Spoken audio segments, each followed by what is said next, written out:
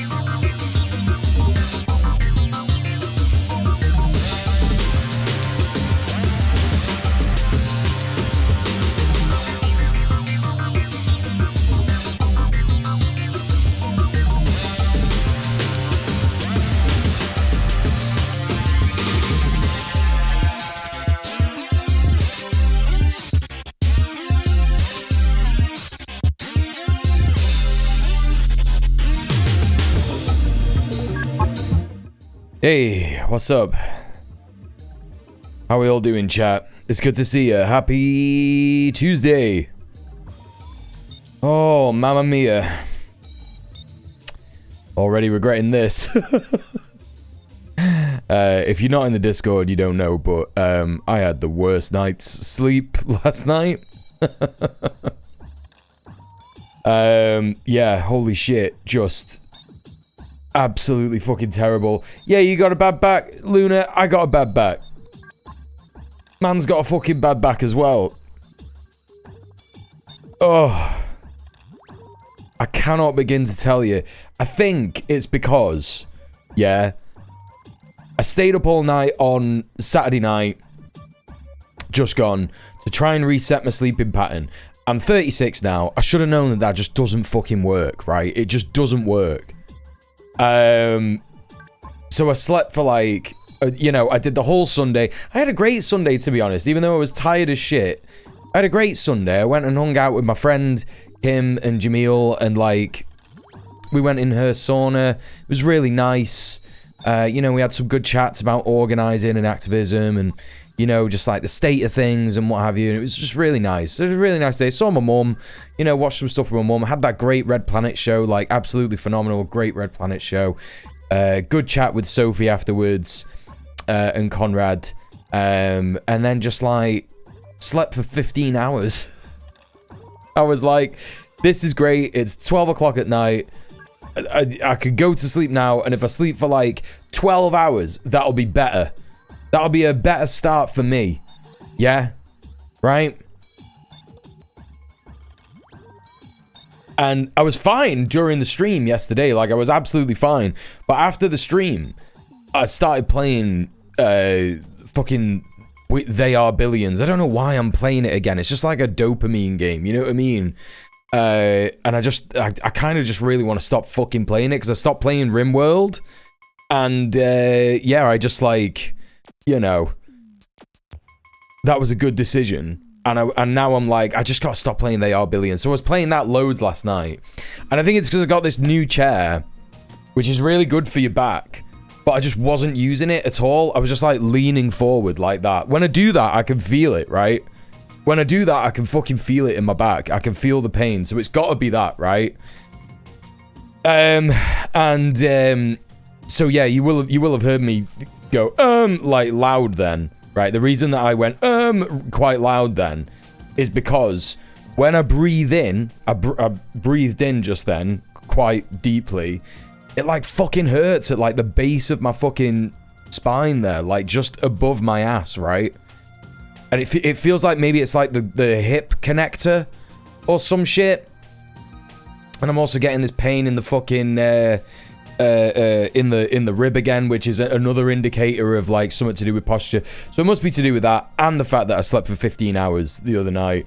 God, it feels like shit. I was in such pain last night trying to fucking go to sleep. I swear to God, it was ridiculous. So anyway, there's a little explainer. Yeah. So for all you wonderful people who are here straight away at the start of the stream, yes, I'm late. I would normally be live at like 5:30, 6, right? I'm late anyway, so apologies.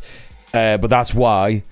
And also, that's just, you know, for you lot who are my extra supportive. You're here all the time. You support me all the time by being, you know, just being here, right?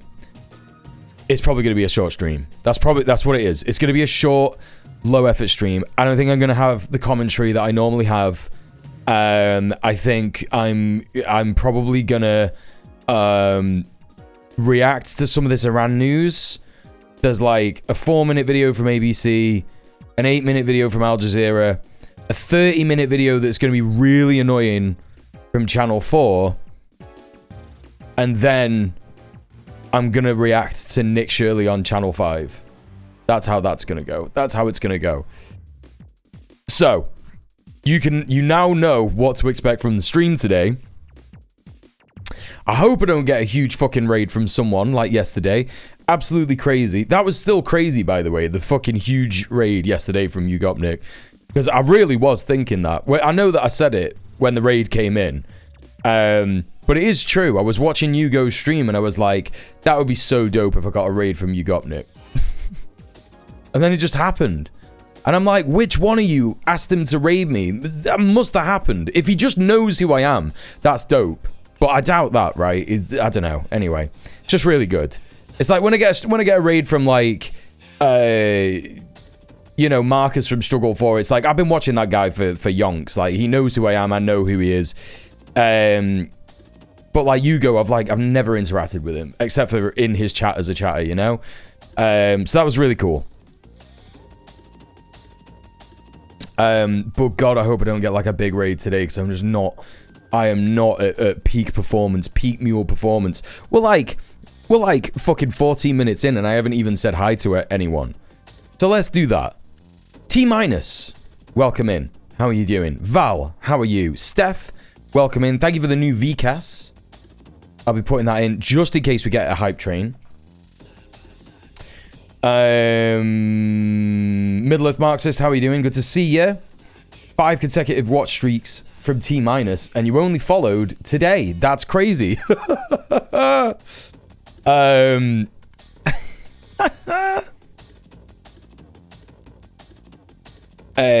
else? Luna's here. Did I say hi to Luna? Hello, Luna.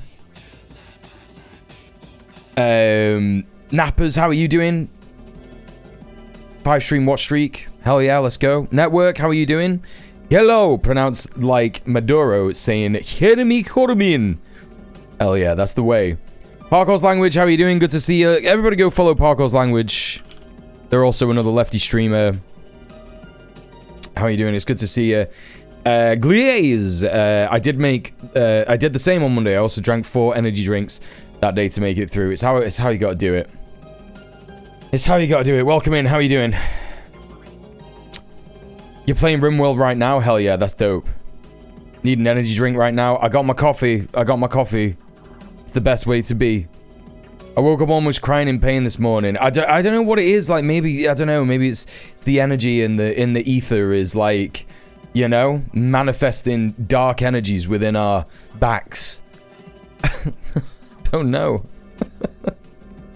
Mr. Dank, how you doing? Welcome in. Hello, Muel. Ah, my back. Literally, everyone who's in the Muel stream is having, like, empathy pain for me. It's crazy. Yeah, I think it could be stress. I do think it could be stress. It was indeed a suggestion from someone in Ugopnik's chat. He said he likes to lurk in your channel sometimes. That's sick. That's fucking sick. Yo, big up Hugo, if you're about. I think he's streaming now, isn't he? He's playing like a game, but yeah. Legend. That's so dope. Blue fella not helping. No, right, and I'll tell you why. Let me finish saying hi to everyone. Hunter Biden's bathroom, hello. Vordrella, hello. Good to see you. King of Silver River, hello, how are you? Your shoulder was killing you this morning. Yeah, I think people just got like a lot of stress pain going on.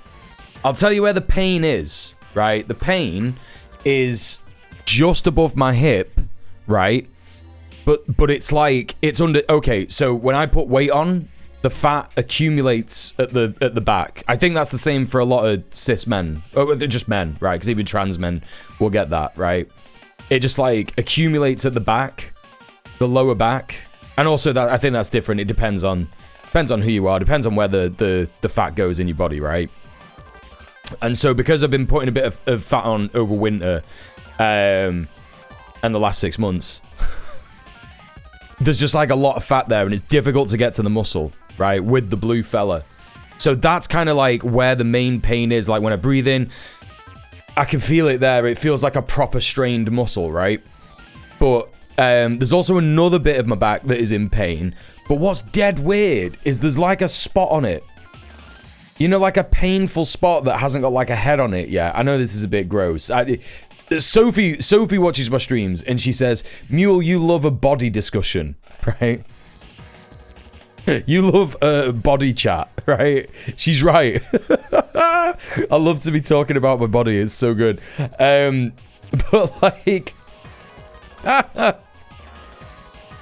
It's like a spot that hasn't got a head on it yet, right? You know, like when it was really painful, it's really red. I looked at it in the mirror, I was like, what the fuck, man? Like, and it is directly on top of the place where, like, I know if I got the fucking blue fella on it, it would give me so much relief. Like, I can feel it, you know?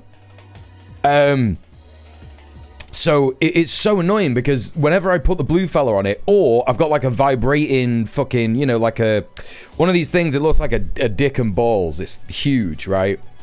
You know what I mean? That you don't put inside you. You're not supposed to put it inside. I'm sure people have. You're not supposed to put it inside you. It's the thing that you like. It's got a handle and you put it on your back like that, right? That if I am able to do that, yes, the bad dragon. No, not inside. No, the bad dragon massage gun. Men are more prone to ulcers in the lower back and ass area. No, it's not. It's definitely not an ulcer. It's like a fucking. It's just like a spot. Not ulcers. The other one. Oh well, there's I was worried that it was this, right? And this is disgusting, right? So just prepare yourself, or maybe step away for like 2 minutes, right? No, I don't think it's a hernia. I really don't think it's a hernia, because a hernia is like, yeah, abscess. Right. Yes, correct. Hunter Biden's bathroom. I thought it was one of them. And the only reason that I know that they exist, I've never had one, but the only reason that I know that they exist is because a guy came round once. I can't remember where I met him. It was obviously on a dating app. Maybe Grindr. I don't know. And he was really attractive, and I really fancied him. And I really wanted to fuck him. But he got his pants off. And he just had like this huge fucking abscess on his ass, right? Just right above his hole. And I was like, what the fuck? And I felt really rude, right? Because it's like, that's not his fault, you know, it's pretty crap. You know, sometimes you get something like that. It could be cancer, right? And maybe he's just embarrassed, so he didn't say anything about it. You know what I mean? Like, oh, just so you know, I've got cancer on my ass and it hurts, right? And, you know, you're gonna see it and it might gross you out, right? But then I found out, because I googled it afterwards. I was like, so red, like, does it like a tumor look like that? I just don't know. I googled it afterwards, and it's like, yeah, no, it's just like a thing that happens if you don't wash your ass properly. Like, you could get like hair and shit like trapped in a pore in your ass, and it like becomes like super gross, and just like ends up like swelling up like that. That's an abscess. That's what an abscess is, right? And I was like, oh god, it's one of those. That's disgusting, right? I was thinking that about my back. I was thinking it's one of those. Fuck. That's so gross. I'm so dirty at the minute. What the fuck is wrong with me? Yeah, you can even get it from ingrown hairs. Yeah, exactly. You can even get like a fucking ingrown hair. So, you know, I felt even crueler on this guy, because it might just be like he like shaved his ass, right? He might just be like, oh, I shaved my ass and I got an ingrowing hair, you know, because I wanted to be a smooth twink, and now I got an abscess on my ass, and I feel really snide. It's just so snide that happened.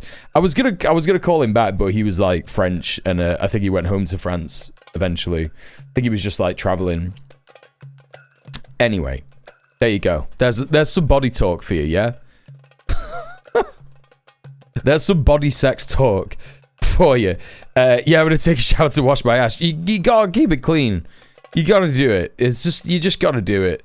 If there's one thing that I don't regret changing, like there was like a huge change in my life, when I was younger, I used to not shower on the regs. I used to go like fucking 3 days at a time without showering, maybe even 4, like from the age of, I don't know, you know, whenever my fucking parents stopped showering me. So like maybe when I was like 6 or 7 or something, right? From that age to like 19, yeah. And that is the one thing in my life that I am so glad that I changed, because holy fucking shit, man. Like, there's so many problems that come from not showering. There's so many, and it's ridiculous, right? I remember I had a partner once who was like, she said, we were just in bed one time, and we were just chatting pillow talk stuff. And she was like, oh, I feel all really gross and this, that, and the other. And I was like, oh, why don't you go and have a shower and make you feel better? And she was like, oh, you know, like, there's like research to say that like showering's bad for you and shit like that. And I was like, what? But it was just such like a laugh. She wasn't like a stinky girl or anything. And I don't mind a stinky girl, like, you know what I mean? But she wasn't like super smelly or gross or anything like that. And I just think that like, it was such a shock that I just started laughing. And it really affected her. It like really sent her under. And she was like, I feel like you're bullying me. And I was like, no, it's just such a stupid thing to say. What are you on about? It's bad for you to shower. What are you on about? What do you mean, Doc? Hey, Zoo. Hey, Husker. Hey, Krill. What's up? Hey, Half a Laptop. How are you? It's so weird. It's so weird. Oh, God. I wonder what her thoughts on raw milk and vaccines are. Yeah, I dread to think. I dread to think. It could dry out your skin and shit, but you just use moisturizer. Well, that was it. I think that was the whole thing that she said. And it was just like, oh. That's like not an issue. Use some Sanex. Use Sanex shower gel and then cocoa butter. Yeah, if you have some skin conditions, you gotta watch out. Yeah. I think it was just that. It was like, it wasn't anything specific about that, right? You know? I shower every 4 to 5 days, but I have depression, so I struggle with that. Like, honestly, for me, yeah, when I got out of, I mean, I'm not saying just get out of depression, lol. But when I got out of the habit of not showering for that long, like those periods of a time, it just made me feel tons better. It makes the depression like a lot more bearable, right? Like the way that I was thinking about it was that like, because that was the reason that I used to not shower, is because I was depressed and I hated myself, right? I used to have a massive self-hate problem when I was a teen. It was huge, and it was all because various trauma, right? Yada. And the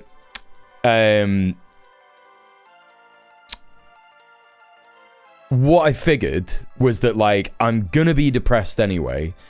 I might as well just do my best and just fucking drag myself in the shower, even if I don't like, right, even if I like skip on brushing my teeth, even if I skip on like shaving, even if I skip on like getting dressed, I'm just gonna get in the shower. And it's like, just doing that is just so good, right? It's just so good. It makes it way more bearable, right? You know what I mean?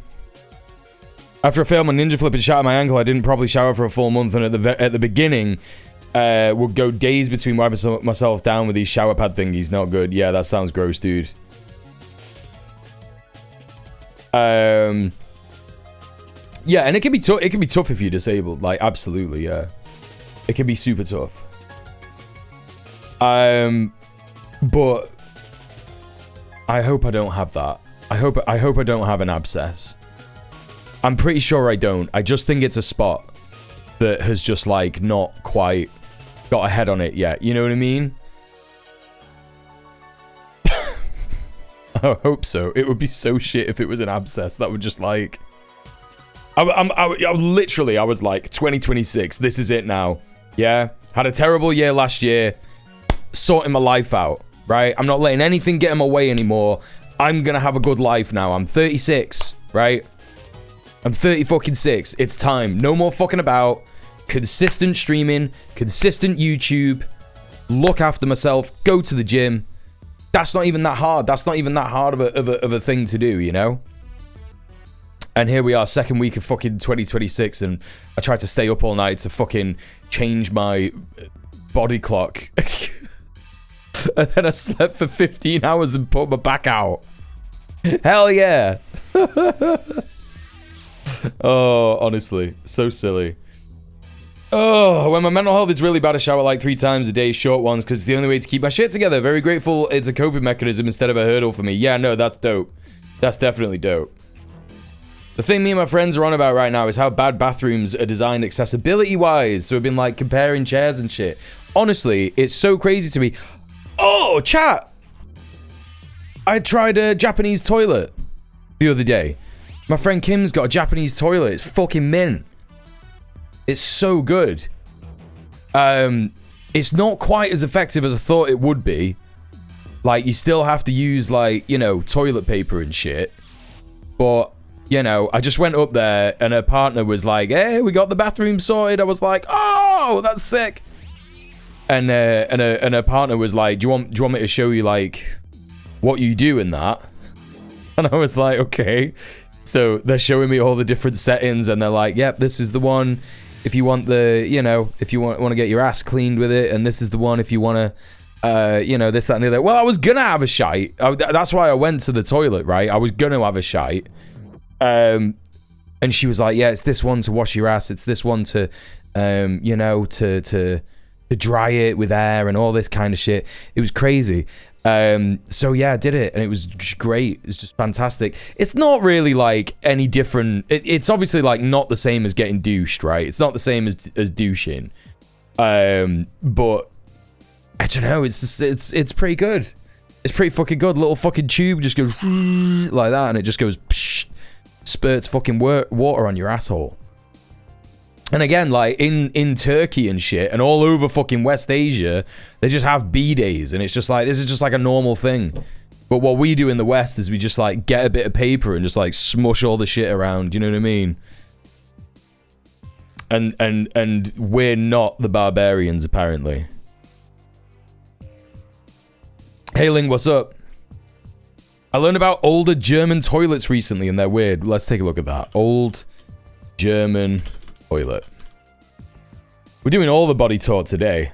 Oh yeah, you mean with the weird... You mean the weird... You mean... Yeah. Like this shit? Hang on. Yeah. It's so good. The poo inspection shelf. But that's smart. That's like a smart thing to do. You know, I think that especially in Britain, we're so scared of like talking about our body and like, you know, taking a shit and stuff and all this kind of stuff. It's like, no, actually, like, it's really important. Like, you gotta like look at your poo and see if it's like blood in it and shit, you know? Because otherwise you might be really unhealthy. There's no way. It's not like your mouth where you could just like look in the mirror and go, or something, right? Like, you know, this shit is like, it's the only way you can like really look at what's going on inside your body. Take a little look at your poo, get a little stick and have a dig around. I'm sorry, I'm being so disgusting today. But yeah, no, this is crazy. The poo inspection shelf is wild, right? Absolutely wild. Had a stool sample taken past year. Apparently I'm healthy. Yeah, good for you. That's the way. I grew up in the woods without running water, so bathrooms make me feel claustrophobic as fuck, and I'd rather be in the elements with a series of buckets. I know that's insane. I don't think it's that insane. I think that, like, you know, that's the reason that I started talking about the Japanese toilet, because it's just like, I think a lot of the times, right?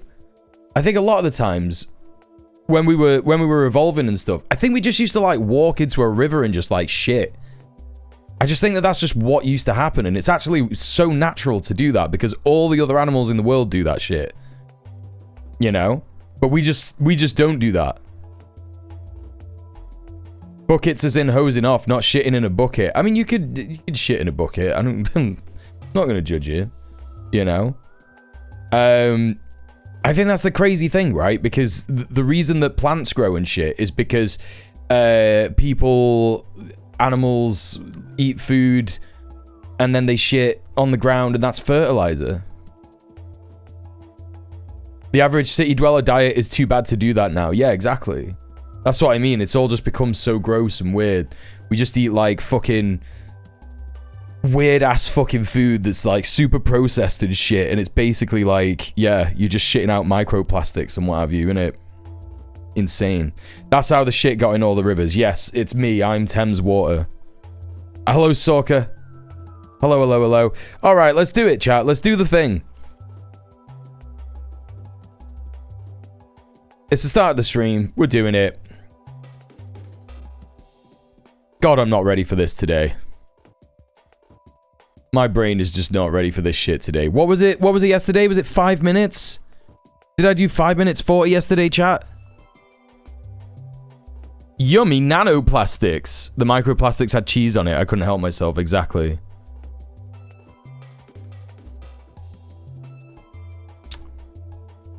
Oh my god, my back. Oh my fucking god. When will it end? 5:14 remaining, I think. Thanks, Steph. Okay. All right. Okay. Oh my god. Oh my god. Oh my god. Oh, Krill, I appreciate you. Oh, okay. Right. Well, I'll do a little bit of that real quick, because... Oh my god. Oh, actually. Oh, why was I not doing this earlier? Oh my god. Oh my god. Oh, fucking hell. Why the fuck was I not doing that earlier? Holy shit, man. Mr. Dank was like, is the blue fella not helping? And it's like, I've not even tried. I didn't even fucking try. And then someone in the chat, just like, you should try that. Oh my god, what the hell, dude? Why the fuck didn't I... I guess I thought that the vibrating thing would be better, right? Do you know what I mean? Oh, fucking hell. Okay. Okay. Oh, maybe I should have a bath after the stream as well. Zoot just said hot water and like immediately I was like, oh my god, I gotta have a bath. Oh, I've gotta have a bath. Oh, blue fellas are great. It was this was literally like fucking 20 quid or something. During lockdown I got it. I would recommend the blue fella. It's great. Almost wish I had the blue fella cancellation for today. That's because I'm a horrible human. Network. Evil. That's so evil. You got the same one. Hell yeah. No, it's really good. Oh my god. Oh my god. Fucking hell. Oh, I'm so sorry. This is getting like really disgusting. Oh. Hey Nadia, what's up? Everyone assumes it's a sex toy. I mean, it's making me sound like I'm doing a sex.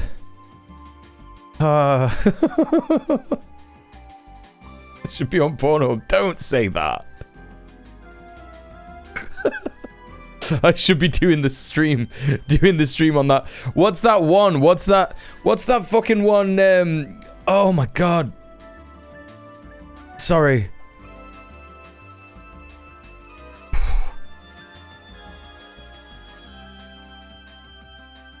Oh god. Oh fuck me. That was feeling really good and then it felt really bad. Why didn't I do this last night? This is so stupid. I've literally got a thing that is designed to get knots out of your back. What the fuck is going on? Microtransactions to turn the mic on and off.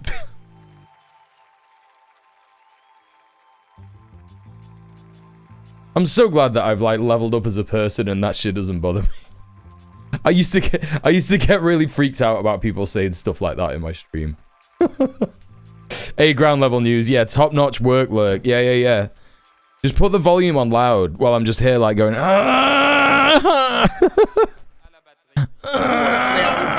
Thank you for the follow at this moment, particularly.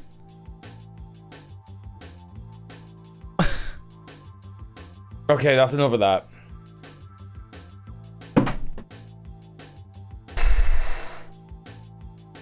Oh my god. I could give a link to the video with Brianna Joy Gray interviewing Gabriel Rockhill if Automod will allow it to go through. There's no point because I don't think I want to watch that. Innes, that's the whole reason I followed. Thank you, comrade. Thank you, chatter. Okay. What am I doing? That felt really good. I'm gonna have to do that at several points during the stream. I'm actually gonna have to do that at several points. Like, you can see what's happened. Look at my demeanor. Like, I'm immediately just like, oh, thank fuck for that. Like, that's like a whole fucking... Like, it literally feels so good. Johnny. Like, that is such relief. Okay, whatever. Krill, thank you for the gifted sub to Zoot. Thank you very much. We're halfway through the sub goal already, chat. Holy shit. Holy shit. Alright, we're doing it, right?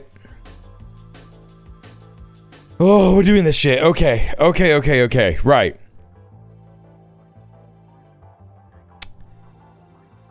Every country in the world. 5 minutes 14. Gotta do better than 5 minutes 14, yeah? Okay, let's do it.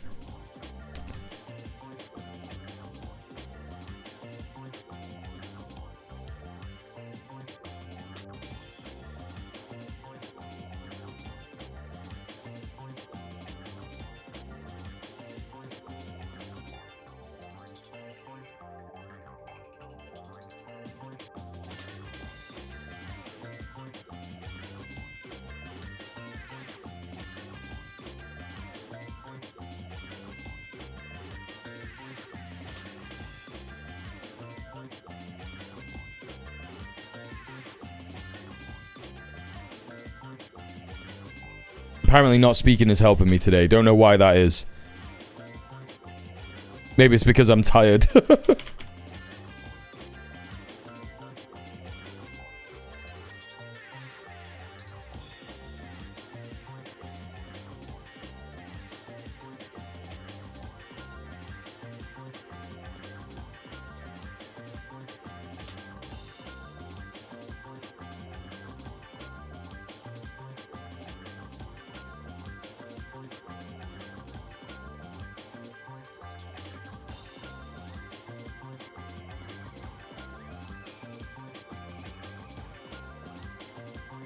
Okay.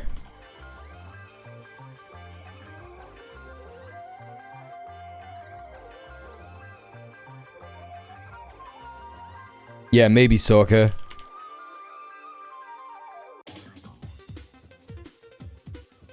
Okay, I'm going fucking rogue. I'm not following my usual pattern. It's gonna fuck me up. I can already tell. Fuck it. I'm gonna move east across Europe and hopefully that'll work in my brain.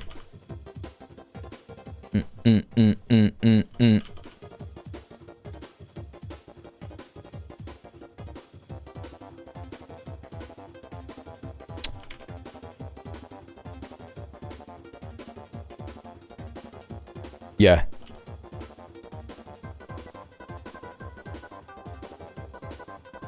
I'm always spelling Luxembourg like that.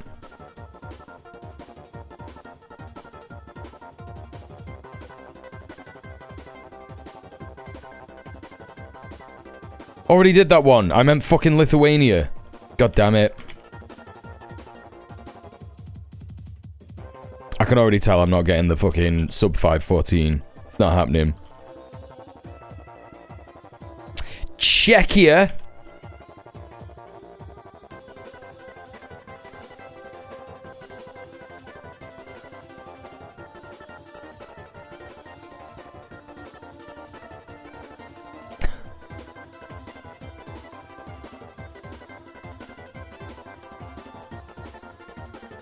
This is such a banger. I think it's a Kirby tune, right?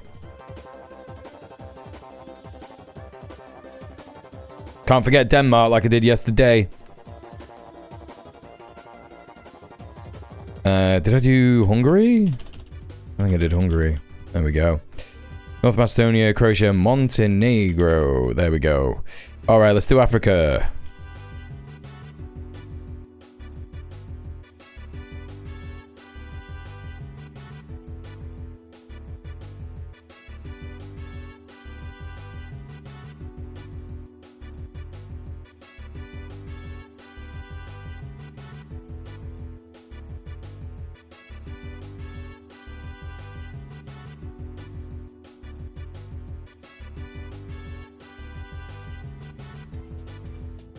Oh my god. Oh my god.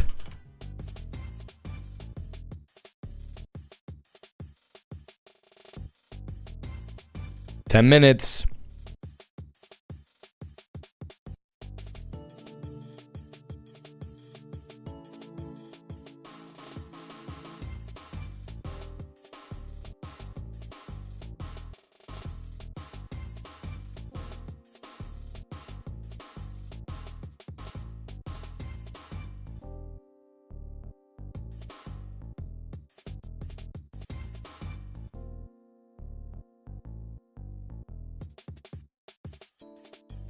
Speed was in Ethiopia today, I think.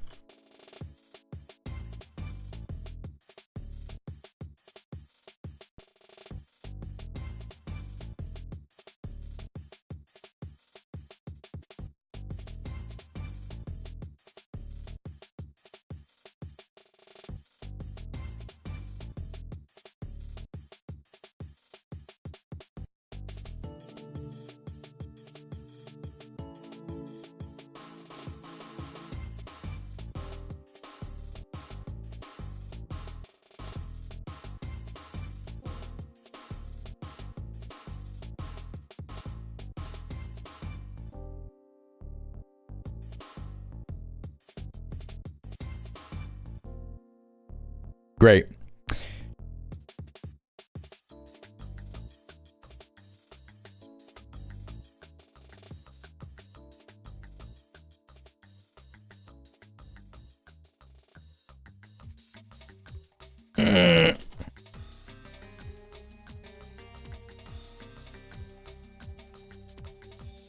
Great.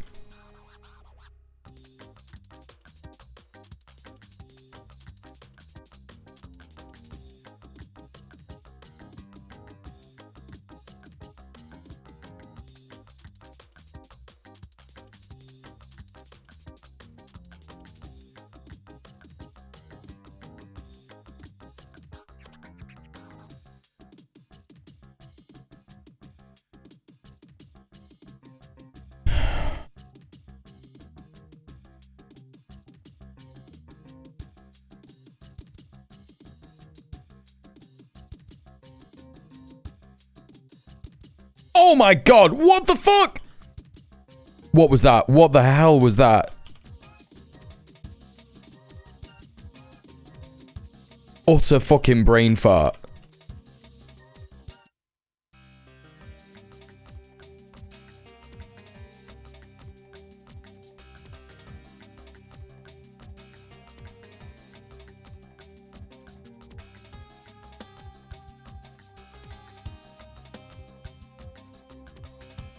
Seven minutes.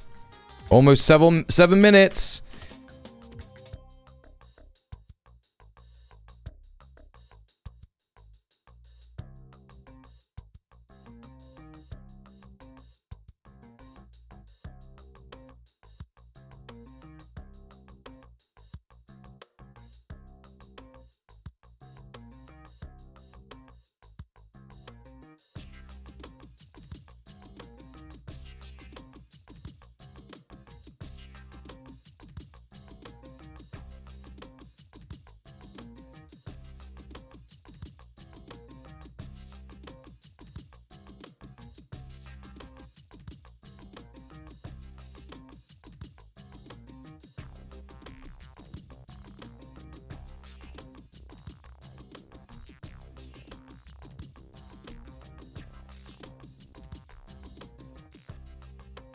There we go. Fuck Israel. 6 minutes 43.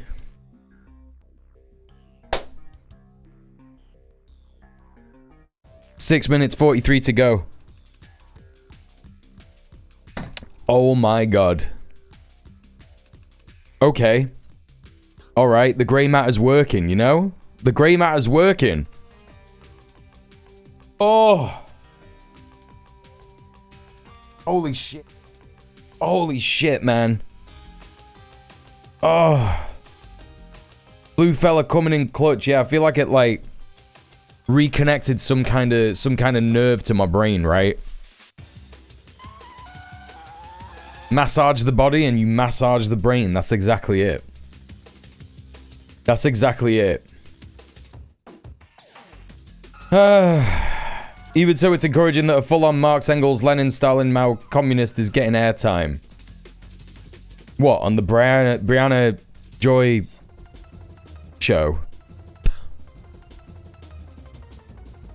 I don't know about that. Who does she fuck with? Again. Who does she fuck with? What was the thing about her? Didn't she just like... I don't know. She tried to do a show with Virgil from Chapo, right?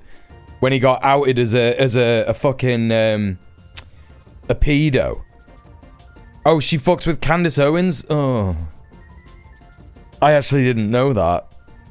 That's so disappointing.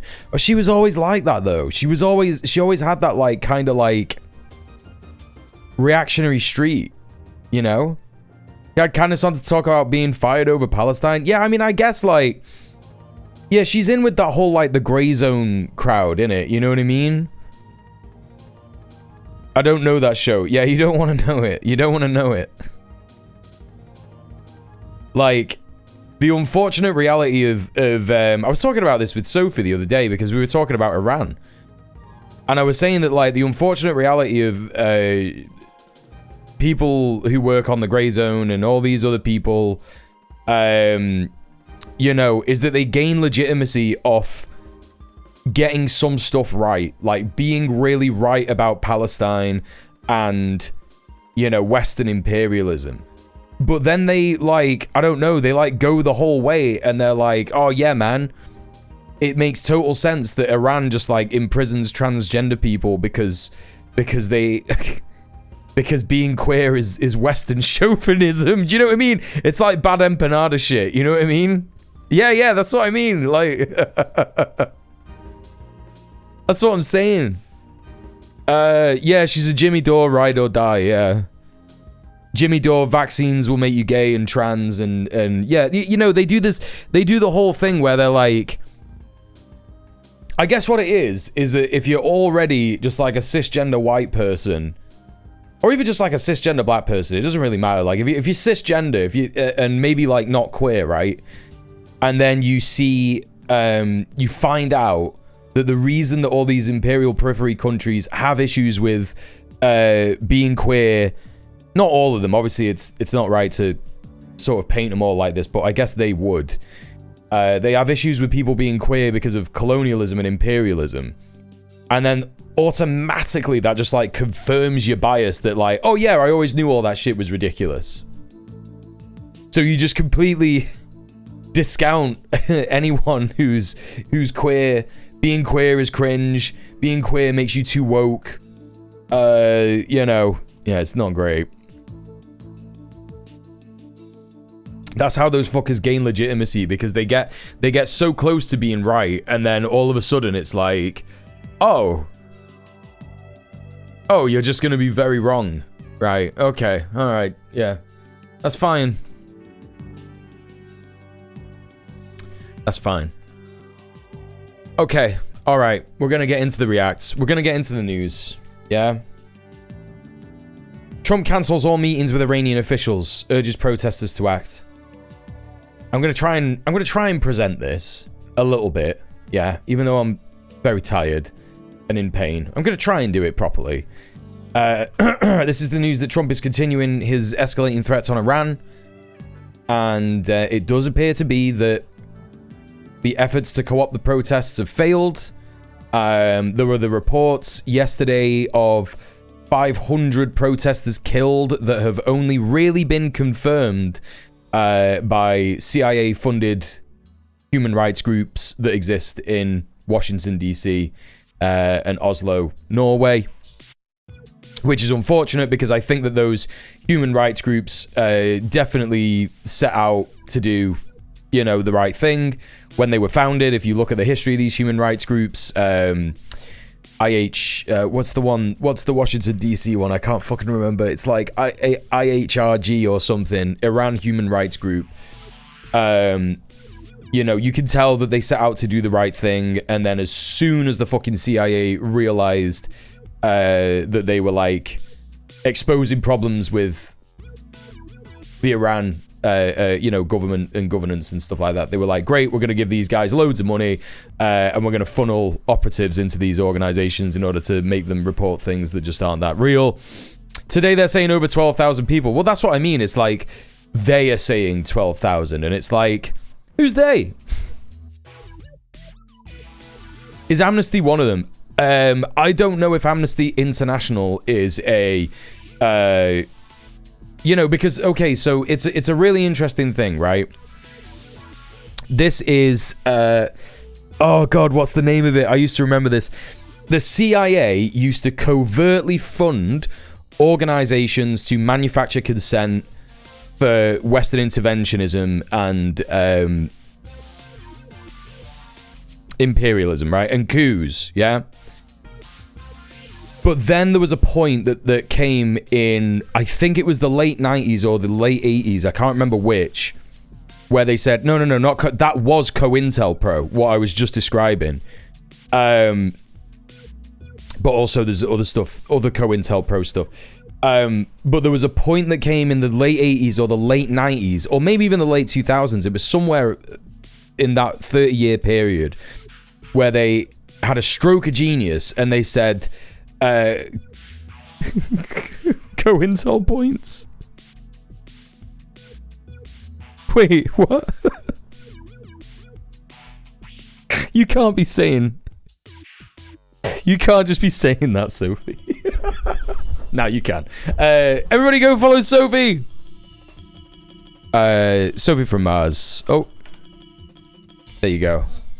How you doing, babe? I'm doing terrible today, just so you know. It's very bad. There was I can't remember what the fucking name of it is, and I'm hoping that someone in the chat... tells me who this is. And tells me what this is.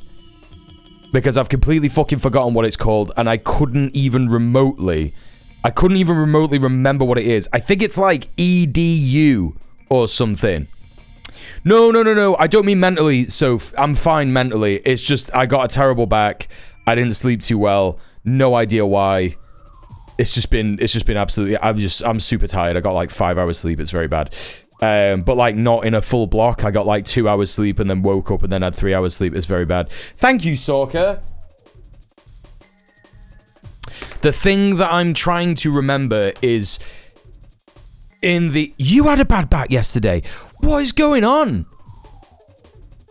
They got the Havana fucking syndrome ray gun on all of us. But it's not Havana syndrome. It's fucking Washington syndrome. What's going on? Every fucking commie has got a bad back. What the fuck's happening?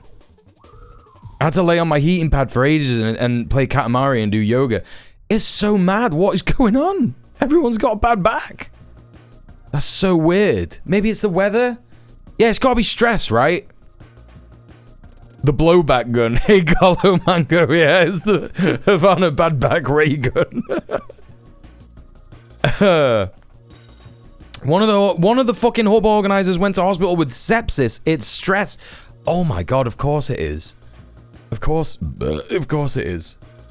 January's hitting everyone bad. I don't think it's just January. I think it's fucking 2026. I think it's the shock doctrine, right? The decade that was 2025 catching up with us, yeah. The thing that I was trying to remember is that there was COINTELPRO and there was covert funding of organizations that made them not just funding, but also infiltration by the CIA and support from the CIA that were directly related to how Westerners saw foreign powers that were enemies of empire, right? In terms of being able to manufacture consent. Like, there was a lot of Cuban human rights groups in America, and they absolutely started out with the right intentions to talk about stuff that was happening with the Castro government, and they were like, it's not, oh, well, Cuba's really good, but like there's super problems and we got to talk about it, and I can't talk about it in Cuba because etc, right? Same with Iran nowadays, right? And there was a whole bunch of infiltration in those organizations. There was a whole bunch of infiltration in other organizations for other countries. but they used to do it covertly, but then they had the genius stroke, which is pretty, it's pretty fucking clever. You don't have to hand it to the CIA, but it's pretty fucking clever. They just said that they're just going to start doing it openly because they started to get a bunch of bad press because people were exposing them for doing this shit. And then they just said at some point, we're not going to hide it. We're just going to do it openly. And we're just going to fund these organizations. And one of the organizations that people are quoting to say there's X amount of Iranians that have been killed by the regime or X amount of protesters. They're just sort of like saying it's, you know, it's definitely protesters and it's definitely over 500 and it's definitely this, it's definitely that. But there's not really any sources. There's not really any evidence for it. And the main one is the IHRG, which is openly funded by this CIA fucking funding org. It's called like is it National Endowment for Democracy? I think that's it. Yeah, I think that's it. Mango. Let me have a look. Oh my god, my back. Oh my god, my back. Oh my fucking god.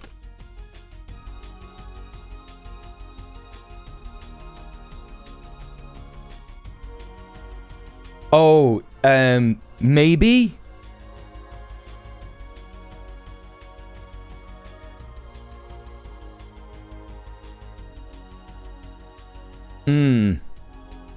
Maybe.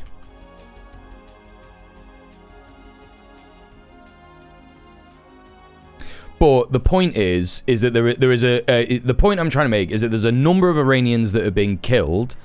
That much is pretty obvious based on even the fucking Iran state media broadcasting it, right? We saw that yesterday. So there's a number of Iranians who have been killed. How they've been killed or why they've been killed, we don't know. Because the government is saying, yep, these are all people who were encouraged by US CIA fucking elements and shit, right? Yeah, obviously people were in those body bags, right? But again, it's like we don't know. There's no way to fucking confirm because there's the bias from the Khamenei government, and then there's the bias from Western governments who are just like inflating the numbers now to be like, yeah, 12,000 people, and it's like, who is saying that?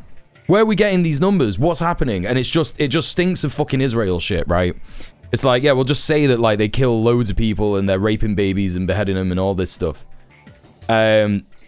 This is the one that I was looking at, and it's so fucking evil because honestly, like I said, you can tell if you look at the history of this organization, human rights in Iran, and again, I'm not gonna shit on these people and say, oh, everyone who works for this org is an op and shit like that.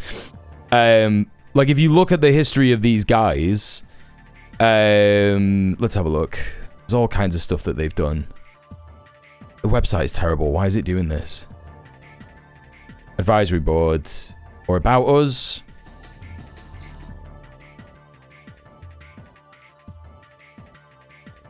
CIAS website I've ever seen.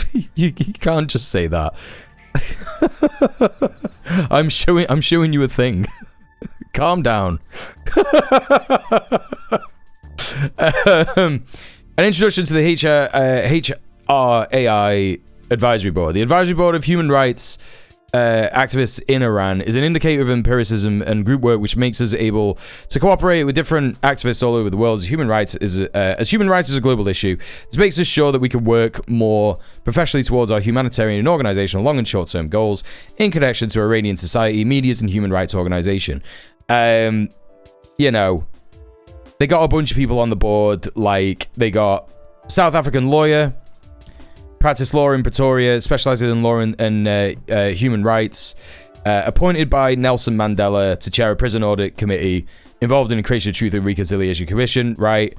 Seema Samar, well-known women's and human rights activist, social worker with national and international forums. Like, these people are just like normal activists who are working for an org, right? A lot of these people are just like, you know. But then if you take a look at, like, how do you find the dono shit? I saw this last night and I can't remember how the fuck you find it. Statements in news about, a way to find out who has donated a certain amount of money to organizations, and I think this one that you're referring to here, it could be this, it could be something different. It was fucking Zay Squirrel that was talking about it.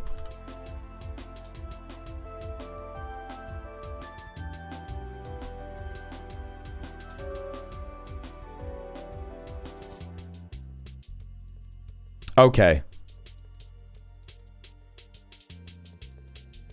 Here we go. Yes, National Endowment for Democracy is correct. You are right, Garlo Mango. That's what fucking Squirrel was posting. So, the media class is going full babies and incubators atrocity propaganda to launch the war in Iran. The AP is citing a new 2,000 killed in Iran figure, and it's straight from a CIA-created and funded front. Then they go, wow, Trump posted a new threat right after. So, it is important. I know that sometimes this can look like fucking Charlie Day shit, but when you read it, it's like, oh, okay, cool. But this is the important bit.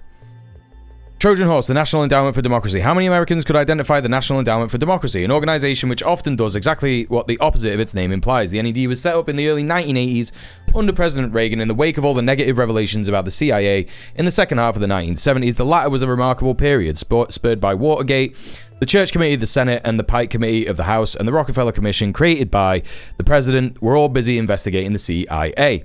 Seemingly every other day, there was a new headline about the discovery of some awful thing, even criminal conduct that the CIA had been mixed up in for years.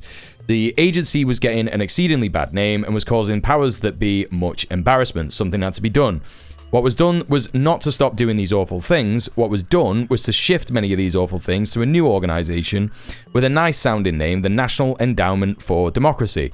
The idea was that the NED would do somewhat overtly what the CIA had been doing covertly for decades, and thus hopefully eliminate the stigma associated with CIA covert activities, right? So it is essentially like a fucking smart idea if you have a working class that consists of, you know, either reactionaries or liberals who are, you know, not that invested in foreign affairs. And if they just see that, like, oh well, they're doing it above board, so how could it be right? How could it be bad? How could it be legal, right? This bit that he's highlighted as well is interesting. We should not have to do this kind of work covertly, said Carl Gershman in 1986 while he was president of the endowment. It would be terrible for democratic groups around the world to be seen as subsidized by the CIA. Yes, it would. We saw that in the 60s, and that's why it's been discontinued. We've not had the capability of doing this, and that's why the endowment was created. And Alan Weinstein, who helped draft the legislation establishing NED, declared in 1991, a lot of what we do today was done covertly 25 years ago by the CIA. And if we take a look at this,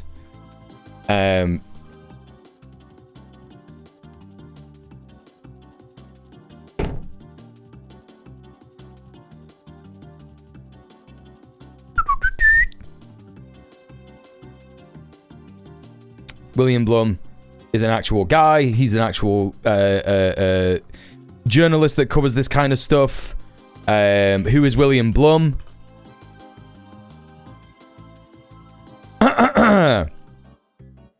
He's a guy that's done multiple fucking books about the CIA, you know, fucking Israel, all this kind of shit.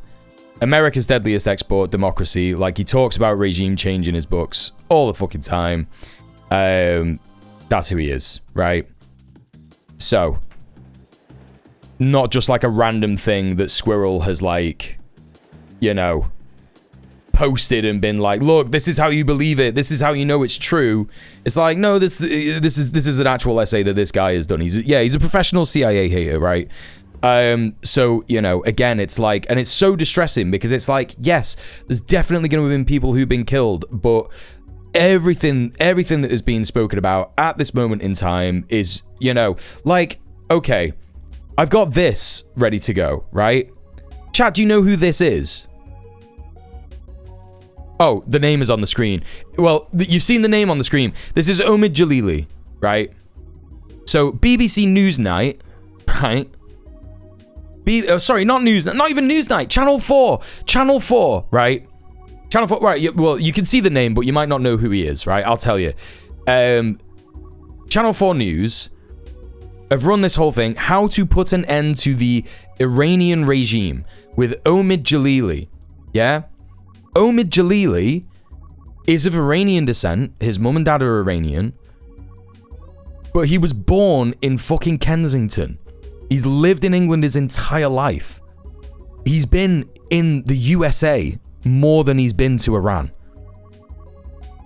And as far as anyone can tell, he has had zero political activist history, except for during the Woman Life Freedom Movement in 2022, right?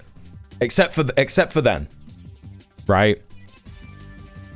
Yeah, how to end the regime in 4 easy steps with comedian and actor Omid Jalili. Political expert Omid Jalili. And, you know, to be frank, chat, what has happened here, like, you know, it's so depraved what has happened here, because they've basically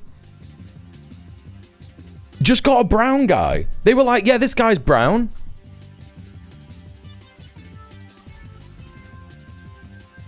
You know, this guy's brown. He'll do. It's crazy. Like, what the fuck is happening? The media class is just like going completely insane for this regime change shit.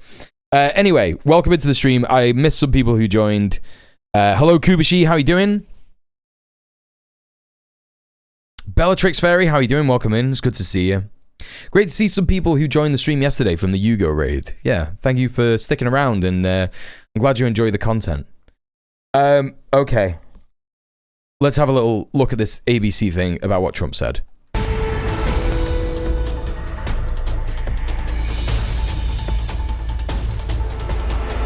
And we have more breaking news. President Trump says he's canceling all meetings with Iranian officials until the killing of protesters stops. Human rights activists say the Iranian regime has now killed more than 2,000 protesters and arrested more than 16,000. Meanwhile, President Trump's national security team will meet today to discuss Iran intervention options. Let's bring in White House correspondent Karen Travers and ABC national security and defense analyst Mick Mulroy for more. Hi to you both. Also, a lot of what people are saying at the moment is like, oh, the regime have cut the internet, right? And so it's really hard to get stuff. It's really hard to get stuff out of the regime, yeah. And cutting the internet to a particular place is also something that fucking Israel did during the genocide of Palestinians in Gaza, right? And it's like, we still managed to get a bunch of footage of the absolutely insane crimes against humanity out of Gaza. And it's like, I've seen people with guns at these protests, right? Did you see that Kurds are rioting in Turkey, by the way? What the fuck? Well, it's common knowledge. I don't want to jump to conclusions here, but because I know that there is a history of Kurdish protesting. Oh, because of Rojava. Oh, okay. Well, that's more understandable. No, we didn't. No, we didn't particularly call that there was going to be some kind of similar effort happening in Turkey, but like, it's well known that the next target of Israel is Turkey. They talk about this all the fucking time. Steph, thank you for gifting a sub to Sophie. Thank you very much. Enjoy your ad-free viewing. Genuinely, I've been surprised how much I'm surprised at the extent of propaganda happening right now. It's something I intellectually anticipated, but it feels so much more insane, deluded, and deceitful than I actually expected. Yeah. No, for real. It's just Foundation Institute de Kurd de Paris. Who the fuck is that? RFI. Why is it just like France that's CNN? Not that I trust CNN, but like attack on Aleppo's Kurdish neighborhoods. So this is in Syria. Regime assault on self-administered administrated areas exposes weakness of post-Assad settlement by Blade Runner.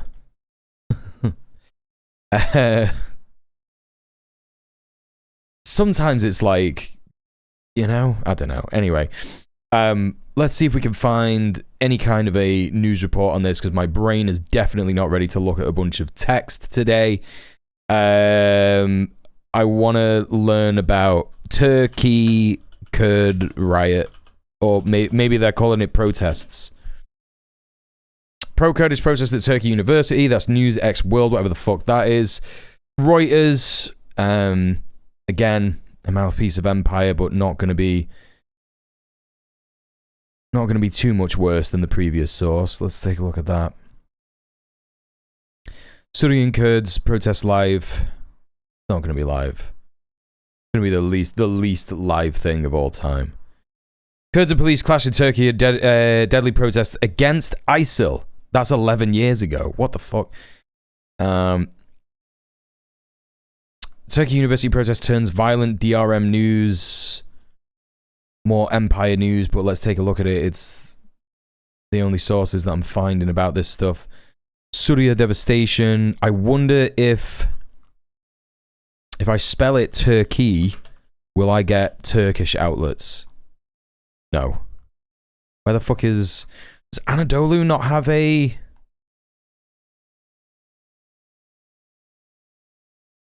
YouTube channel? They do.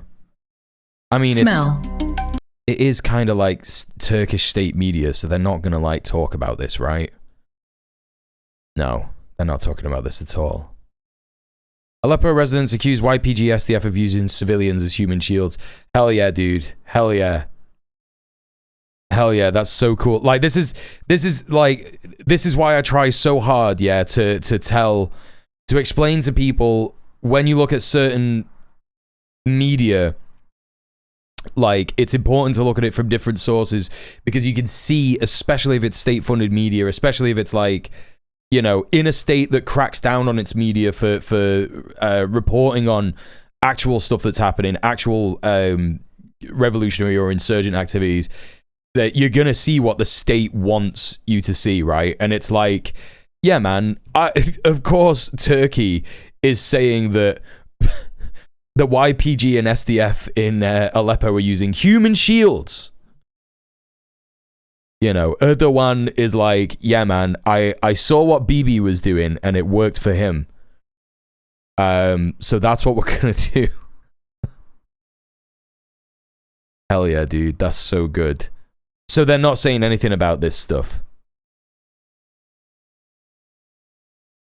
According to Turkish race science, Kurds are just Turks who got kind of confused. Yes, that's right. God, it's so bad. They just want to ethnically cleanse Kurds. It's so bad, dude. Okay, right, let's take a look at this Reuters report. It's only 51 seconds, and it looks like there's riot police. Whole bunch of, like, they got the evidence gathering, CCTV. Oh, not CCTV, cameras that are, like, trying to film people's faces and shit.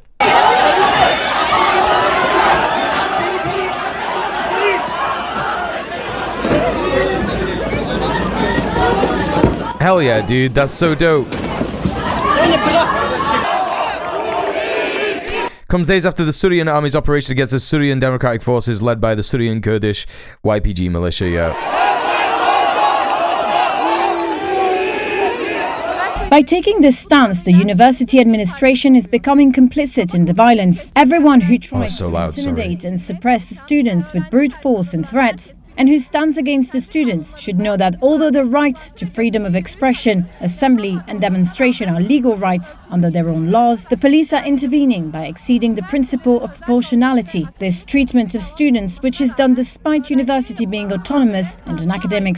Okay, not much there, but I gotta say, man, Turkish fucking cops always just looking like fucking actual football hooligans.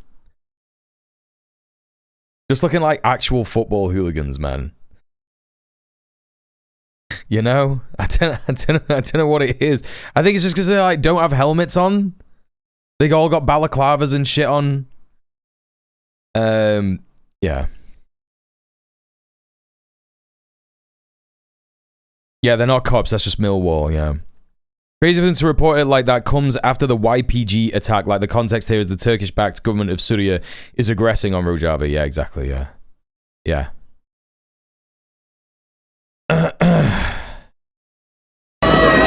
So this is DRM news. I don't know if we're going to learn anything more from this, because DRM is... fuck, what's DRM?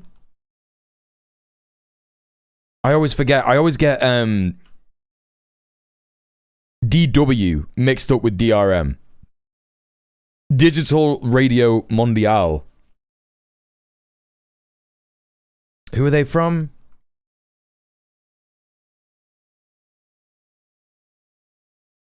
Italian and French. Yeah. But like, I don't think they're like, you know... Oh wait, hang on. Digital Radio Mondiale is the name of the international non-profit consortium that is designed the platform and is now promoting its introduction. Radio France Internationale, Télédiffusion de France, BBC World Service, Deutsche Welle, Voice of America, Telefunken. So it's a whole fucking mishmash of like imperialist shit. So that's who these are.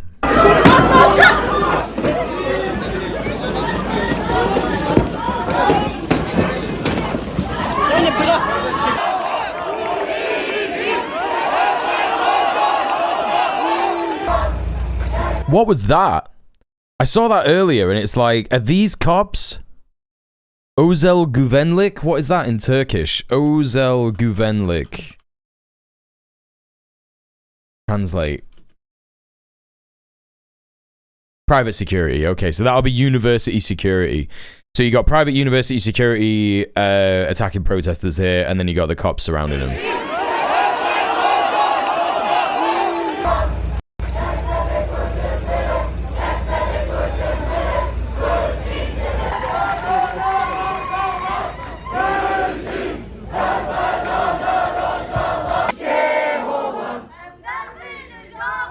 So yeah, these students are obviously advocating for the right for the Rojavan resistance to carry on resisting the aggression from literal Al-Qaeda, ex-Al-Qaeda leader, now president of Syria, HTS, al-Shara, aka al-Jalani.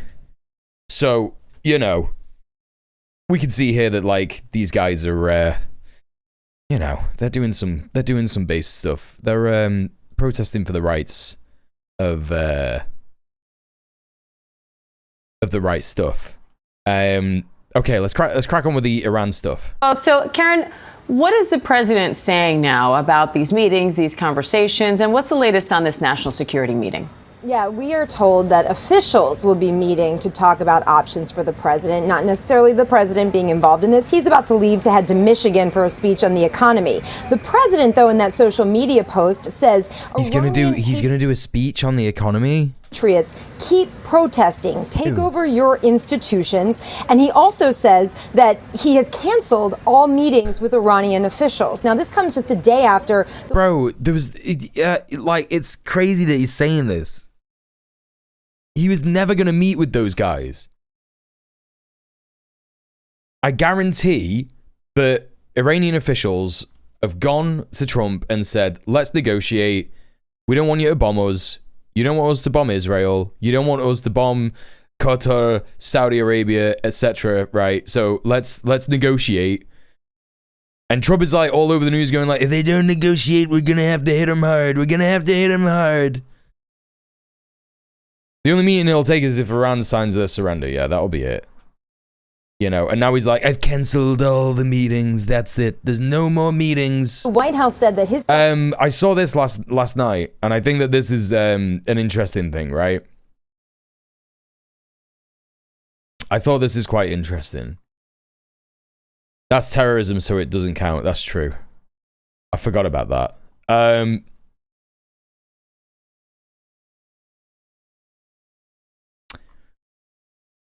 Where did my post about this? Oh yeah, this is his so this is his Truth Social from last night. Effective immediately, any country doing business with the Islamic Republic of Iran will pay a tariff of 25% on any and all business being done with the United States of America. This order is final and conclusive. Thank you for your attention to this matter. That means it's a serious post, right? And he signed the post. So that's how you know. So what his play is here is he's gonna give, now I took a look at this last night. The countries that are currently trading with Iran are Brazil, India, Russia, China, UAE, Turkey, Pakistan, and Afghanistan. And I think the only ones that would be remotely affected by these tariffs would probably be maybe Brazil, the UAE, Turkey, and Pakistan and Afghanistan. I think those are the only countries. Like Russia, it's not going to affect. India, it's not going to affect. China, it's definitely not going to affect. Like, he's already done this tariff shit. I don't understand. Like, it really just reeks of a guy just like doing whatever the fuck he thinks is going to work, but then like forgetting that the thing that he did previously didn't work. You know? Hey, Splendid last time they negotiated with the US, they bombed him. That's correct. So this is his play. This is what his whole shit is. He's like, yeah, man, we'll just 25% tariffs on all these countries that like it won't affect whatsoever. Envoy let's carry on. Had been having conversations with the Iranian foreign minister. The White House wasn't giving details about where the president necessarily wanted those conversations to go, but just that diplomacy was his first option. But the White House also says that there are many options on the table for the president, including airstrikes against Iranian targets. There are also potential options of cyber attacks or influence operations to try to undermine the Iranian regime, and also the potential of further sanctions against Iranian officials or sectors of their economy. And Mick, the U.S. is warning all Americans inside Iran to leave the country ahead of a possible intervention there. How significant is that? Very significant. Iran showed in the past it has no problem essentially just grabbing American citizens. Wait, does New Zealand trade with Iran? Really? I didn't know. wait, what? You're telling me New Zealand trades with Iran? And using them as political hostages. That's crazy if that's true. How is that true? Right now, the regime is so concerned about U.S. small lamb exports. What? Oh my God.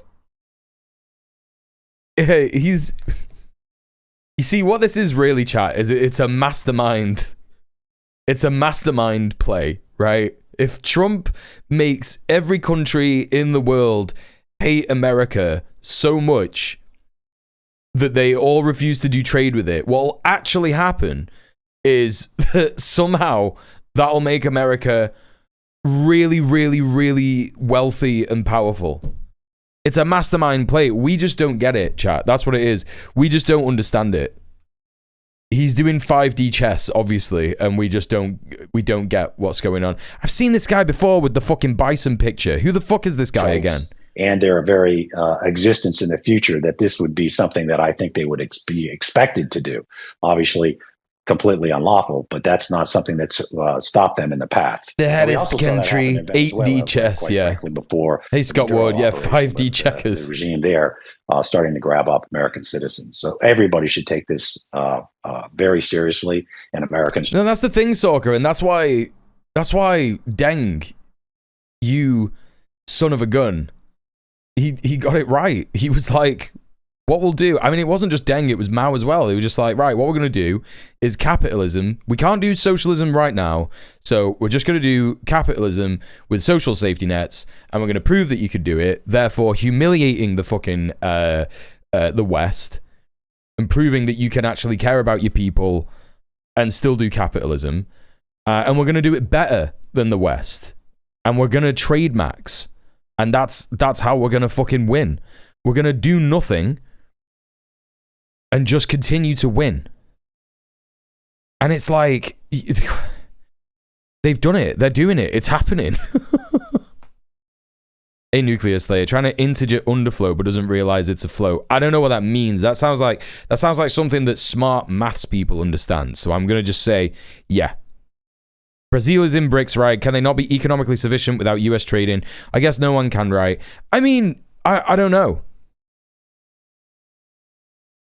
I don't know. Like at this point, it's like trade is used for various different things, right? Like the US is demonstrating that trade could be used for either improving relations or it can be used for punishing people who disagree with you. And that's what Trump is doing. He is weaponizing the USA's trade position all over the world in order to get what he thinks is good for America. And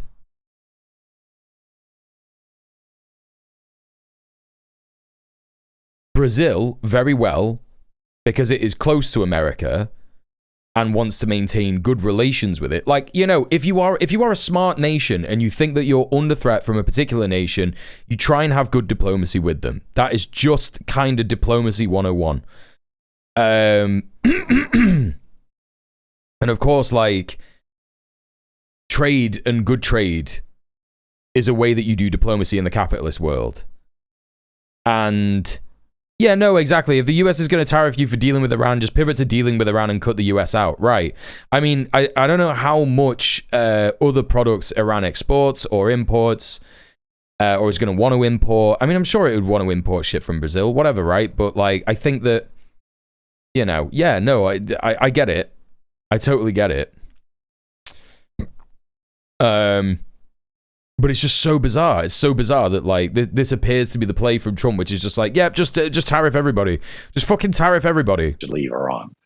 Hey, Nini. And Karen, Trump's also putting a 25% tariff on Iran's trade partners, including China. So how are they responding?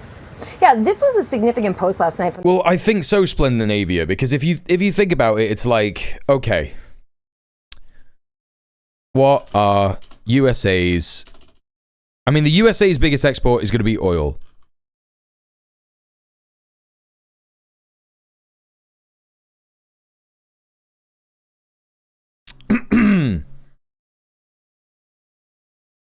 So, capital goods, I imagine. What is capital goods? Finance services? I don't fucking know. Goods implies actual products, so I don't know. Civilian aircraft engines, industrial supplies and materials, petroleum, oil, automotive parts, passenger cars, gems, art, jewelry. You know, oil is really the only, like, key thing, right? And weapons, obviously. Lockheed Martin shit, right? List of top exports by year. Yeah, oil. Oil is the top export over the last fucking, literally the last fucking, since the financial crash, right? Like, it's so crazy. You can actually see, like, the evolution of things, of, like, American history. Like, these integrated circuits is because of Silicon Valley, right? And probably the coalition between Silicon Valley and weapons manufacturers. And then aircraft is weapons manufacturers as well. And then the petroleum and the oil thing is like, yeah, man, we got so much fucking oil, bro. We got so much. And it's like, you could just, like, I think that that's what it is. I think that that's why, because if people started to, like, get, I don't know. If people started to get smart about this shit, if countries started to get smart about this shit and just be like, well, Iran's got a load of oil and America's just threatening everybody. So why don't we just get oil from Iran? I mean, they're not going to do it because, you know, the West wants to control oil in the region, control the flow of oil because it sees China and Russia as these, like, ultimate threats, which is true in a sense of, yes, they are making our countries that we live in completely insignificant on the world scale, but it's because they're just doing shit differently. They're engaging in diplomacy in a different way, and they're not doing this, like, unchecked imperialism and interference in foreign nations. the president in now, sovereign foreign nations, you know, and funding genocides. They're just like not doing to try that. to isolate Iran, try to You know? squeeze the Iranian government. He says that he would be putting a 25% tariff on countries that do business with Iran. Now, the biggest... Obviously, Russia and Ukraine is a bit different, but it's nowhere near to the scale of fucking US imperialism all over the world, right? Target potentially there is China, who is Iran's biggest trade partner and the world's largest importer of oil. This would potentially disrupt that very delicate trade truce that we have with China. Remember, tariffs at one point were well over 100%. Now they're down just below 50%. China is saying, with a response from their foreign minister, that there are, quote, no winners in a tariff war, and that China will safeguard its legitimate rights and interests. So this threat against Iran might have a double effect of imbalancing things. It seems like BRICS, still being massive economic powers, would not be a sufficient bulwark against the Americans' world hegemony. Wrongo bongo. China is fucking murking it. They're absolutely fucking killing it. There is a reason that Trump, after he did his fucking tariff shit last year, went to do a negotiation with representatives from the People's Republic of China, Chinese Communist Party, Xi Jinping, the foreign minister, the, you know, finance minister, all these people. He came back from that meeting and got nothing that he wanted. Everything that he wanted from that meeting in trying to exercise power over China did not happen. They just, like, made a deal. But no, like, Trump, he rarely brings China up now. Exactly, Mango, yeah.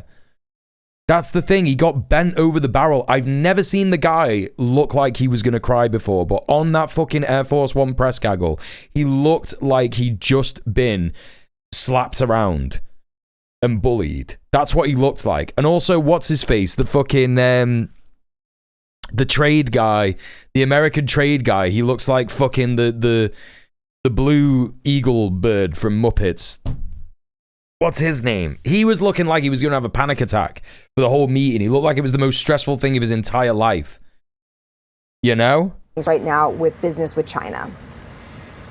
And Mick, there's a nationwide internet blackout in Iran. So yeah, that's what he looked like. He looked like Ed mass Miliband at the protests fucking like Labour this? Party conference.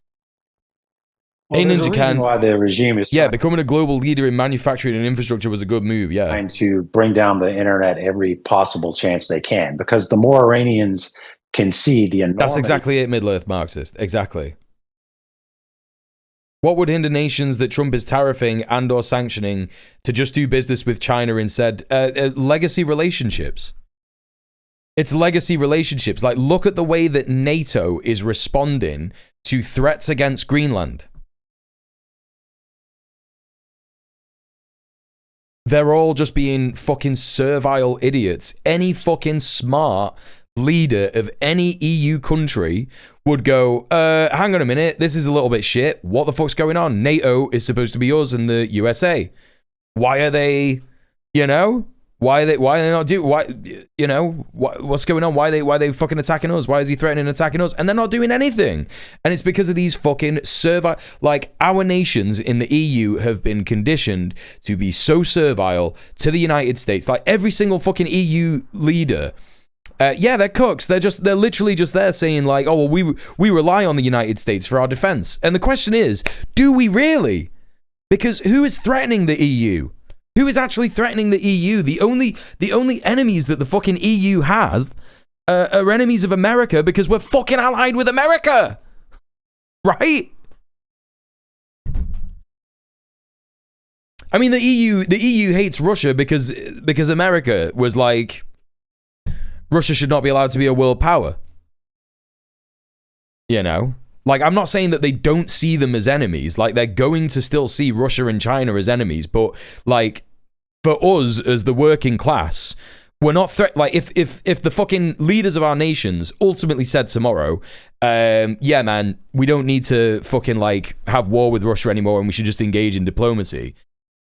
Fucking Putin is not going to start fucking, like, just, like, bombing random countries. It's just not what's happening. It's just like, it's completely fucking evidentially not what Russia is doing. In 2050, when everything is declassified, we all find out that what Zoran said to Trump behind closed doors was, Xi says hello.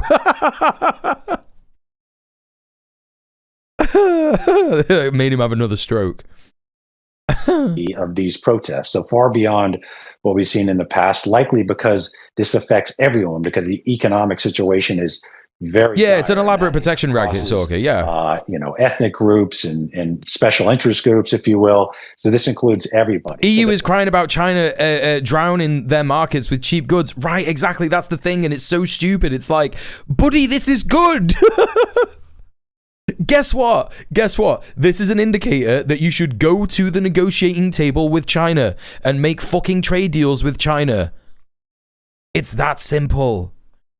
It's fucking that simple, dude. They're winning. You just have to get along. And it's like, it's not like, I'm not saying like, oh, China is like pointing a gun. They're all crying and they're saying China is pointing a gun at the EU and shit like that. And it's like, that's just not happening. I guess a gun to capitalist stooges is the opportunity for people to have cheaper products, to have a better life. You know what I mean?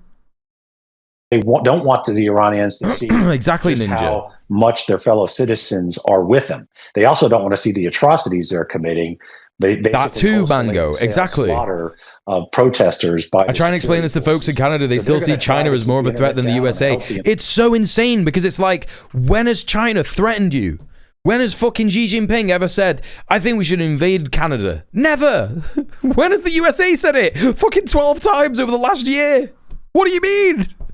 The United States and others are trying to keep it up. That is oh my God. To really show just what's happening on the ground in Iran right now.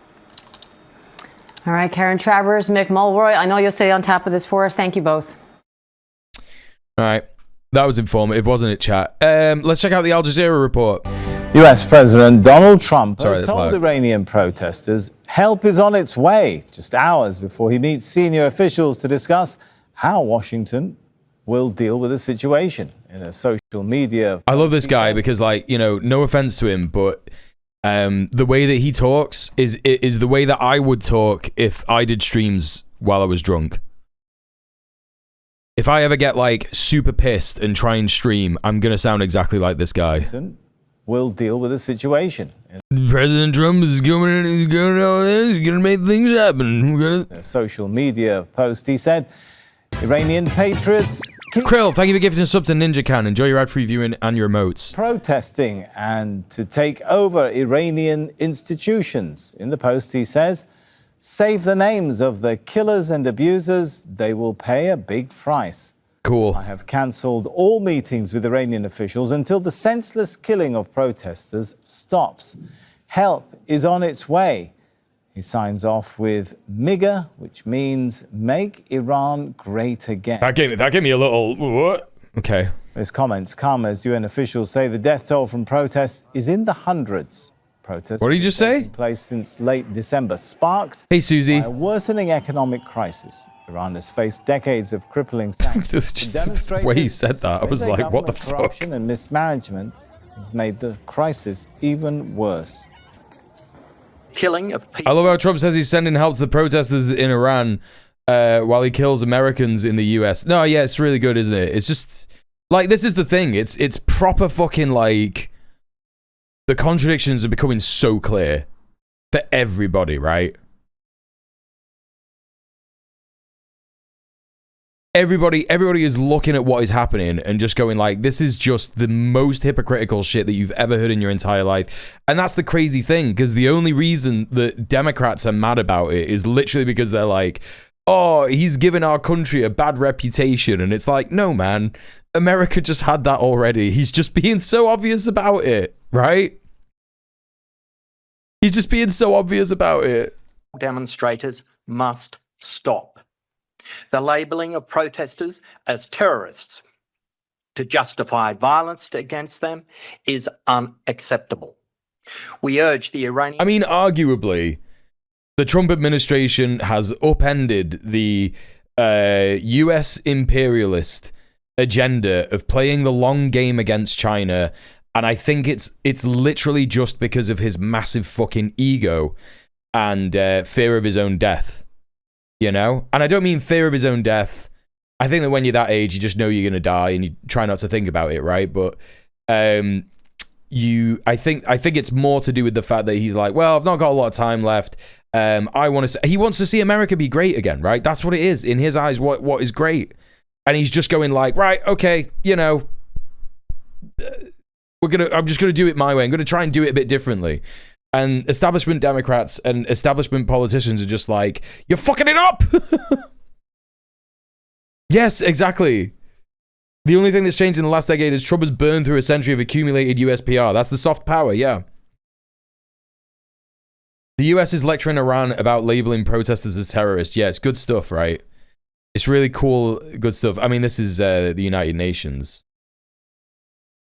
Authorities to halt immediately all forms of violence and repression against peaceful protesters and to restore full access to the internet and telecommunications services. Now do the USA. Now do the USA.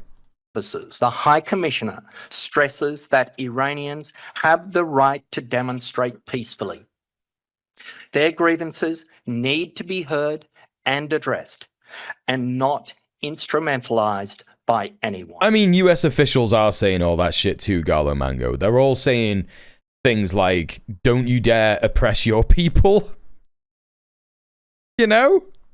Don't you dare shoot peaceful protesters. Don't you dare threaten other countries.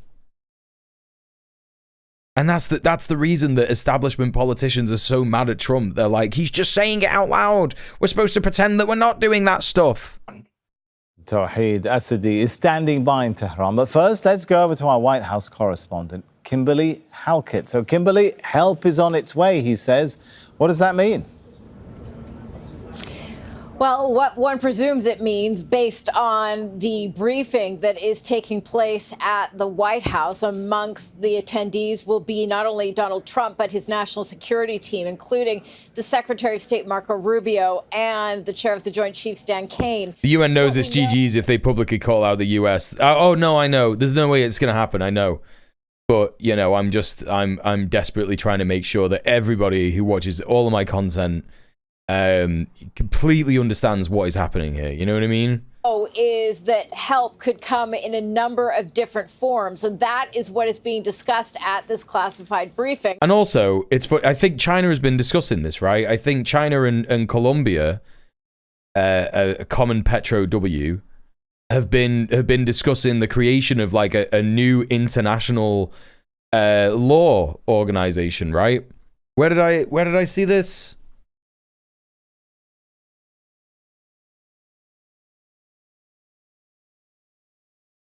Oh, I'm so tired.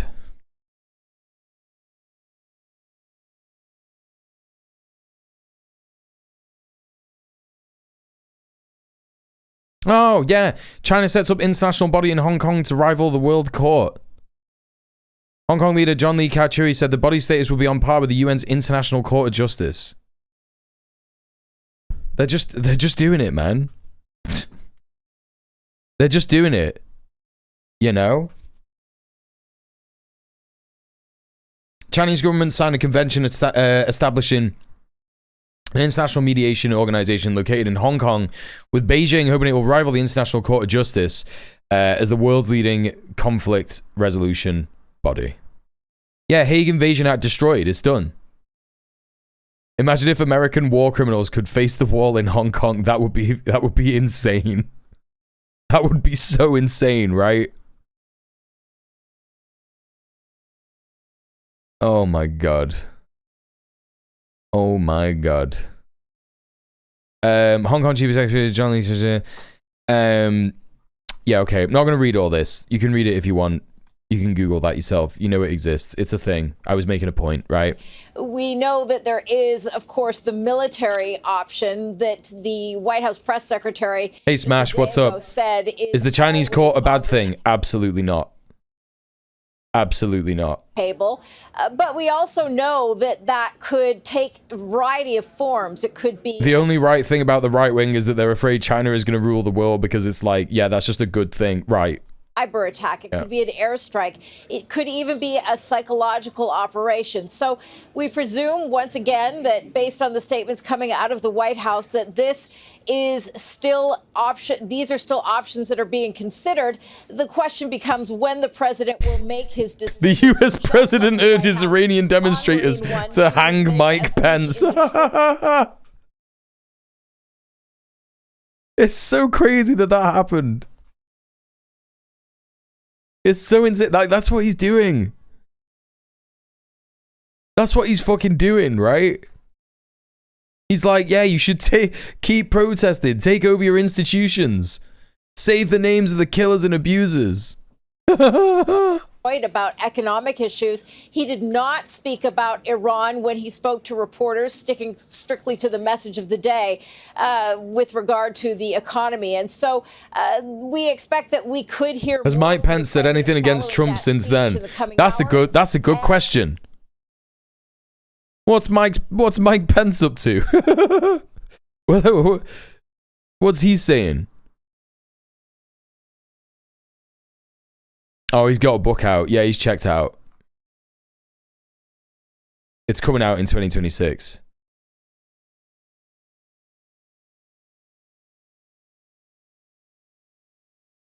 Trump deserves credit for ending Maduro Venezuelan regime. Mike Pence, he went on Fox News and was like, I love Donald Trump. He's so good. I wish he was my dad. I'm so glad. The president was right. The president was right. The president was right. I should have been killed.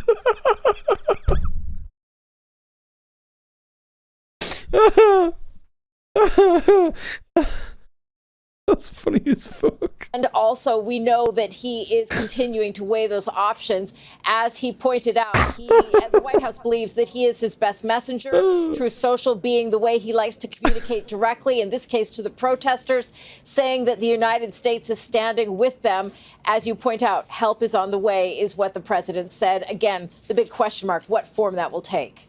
Tawhid, are we seeing Iranian officials respond in any way to this? Are we seeing any mobilizations that might indicate they're getting ready for a strike? A little bit of levity in these dire times, yes. Well, actually, so far we haven't received any official reaction to the very recent statements that we heard from the U.S. President Donald Trump. But still, speaking of the broader context, we had the Iranian Foreign Minister Abbas Araghchi yesterday coming out in an exclusive interview with Al Jazeera to say that Tehran is ready for any scenario. And you saw David Bowie and Nine Inch Nails back in 1995. Oh, I'm so jealous, man. What a great fucking memory to have. Holy shit. That's so good. You know that this has been going around in like sorry, VOD watchers, I'm going to have to leave you out of this one. This is the classic David Bowie Nine Inch Nails collab. I'm Afraid of Americans. It's a music video from like 1999. It's just old. It's an AI.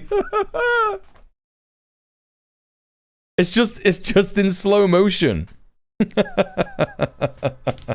You could call Bowie an alien, but this is not AI. Yeah, exactly. Yeah, that tune's going around for some reason. I don't know why. Have been strengthened compared to the previous war, both qualitatively and quantitatively. Also, we've got the Speaker of the Parliament, Mohammad Bagher Ghalibaf, who was actually among the demonstrators. Also, hi Buniri, how you doing? Then there was a rally. A pro-state rally. Finger says, I didn't know that Iranian intelligence let the Mossad penetrate inside. In the 2000s, they did kill a lot of CIA assets. I mean, what you're saying there is like, you know, it doesn't kind of work like that, right? They don't just like have like a toll booth in the middle of the fucking, you know, the mountains, and they go like, you know, one in, one out. Like, people cross the border all the time and shit, you know what I mean? Like, of course that happens, and of course it's not as simple as like letting Mossad agents in. It's like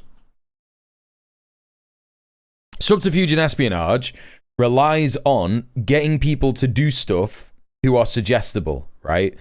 And if you're a suggestible person and you get like an offer of $1,000 or some shit, yeah, they're building and operating networks and shit. So when people talk about Mossad and CIA interference, it's not necessarily as simple as, you know, a guy crossing the border with like a bunch of other guys. You know what I mean? In order to fucking like build a base. It's not like Command and Conquer, right? You know what I mean? There's all kinds of things that happen. You know, people will get fake passports. People will get fake details. Get plane tickets, and you know, fucking fly right into Tehran. You know, and also it relies a lot on agitating and instigating and funding other groups that are, you know, may have valid concerns, valid upset with the Iranian government and Khamenei, right? In which that's what it's about. Hundreds of thousands attending, and there he said that in case the United States. Hey, Reality Bites, how you doing? Strike Iran, there are going to be tough repercussions. He said that Iran is going to consider the U.S.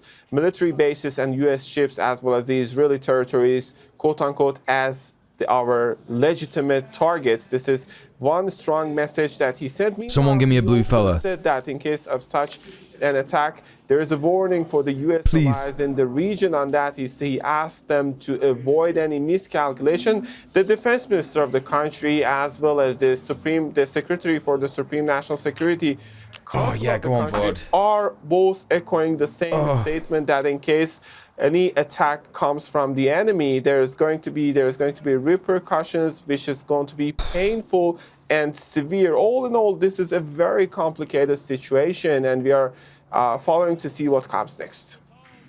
Kimberly, one part of this statement by Donald Trump that got my attention is where he says to Iranians to save the names of Iranian officials.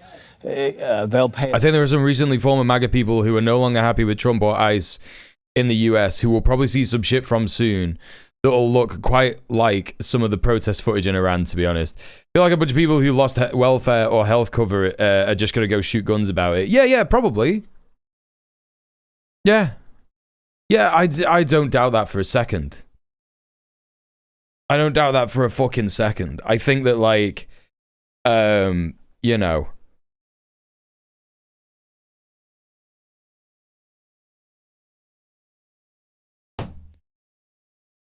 I just like it's so crazy, right? Because if you think about a regular human interaction with you that you just have with like a normal human, right? Like generally speaking, community engagements. Oh, fuck you, Middle-earth Marxist. What the fuck?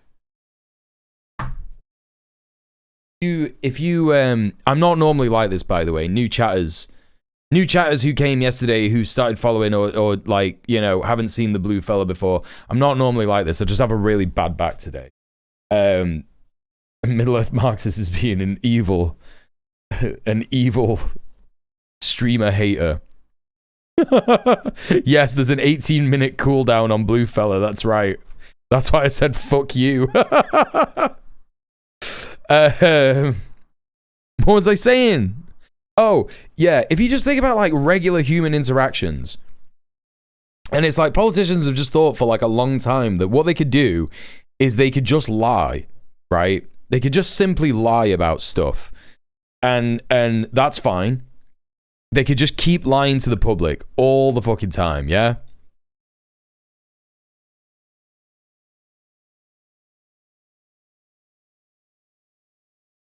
But eventually, lies come back to bite you in the arse. This happens regularly in community interactions that you have with people.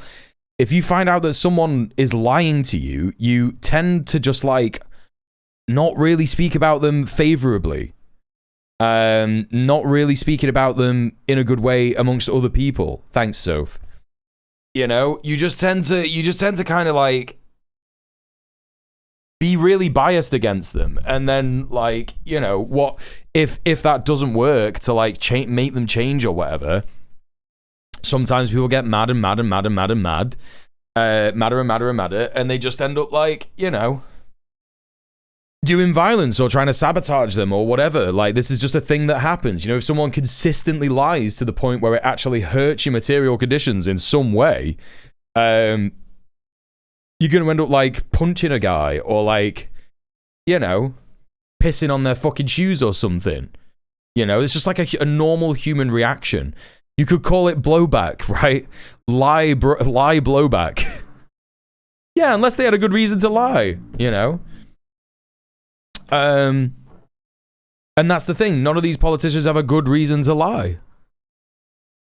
That's true, Sophie. You famously have no idea what it's like to be lied about. That's true. So you're not going to understand any of this, unfortunately.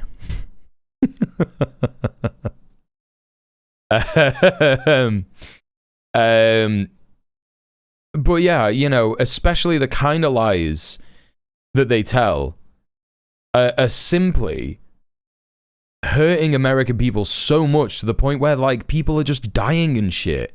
Like okay, I wasn't even going to mention this guy because I think he's so irrelevant, right? But Scott Adams died today. He's the guy that made Dilbert, right? And he became like one of the most horrific pieces of shit of all time, right?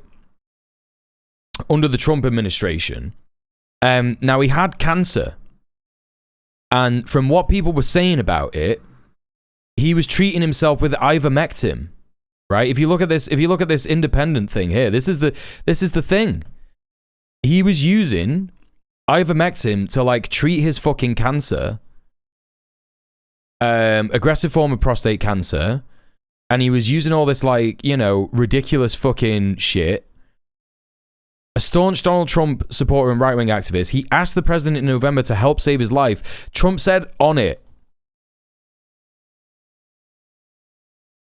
He said, on it, dude. Don't worry, bro. I got you. Yeah?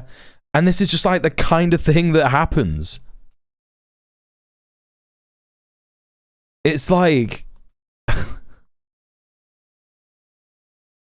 you know?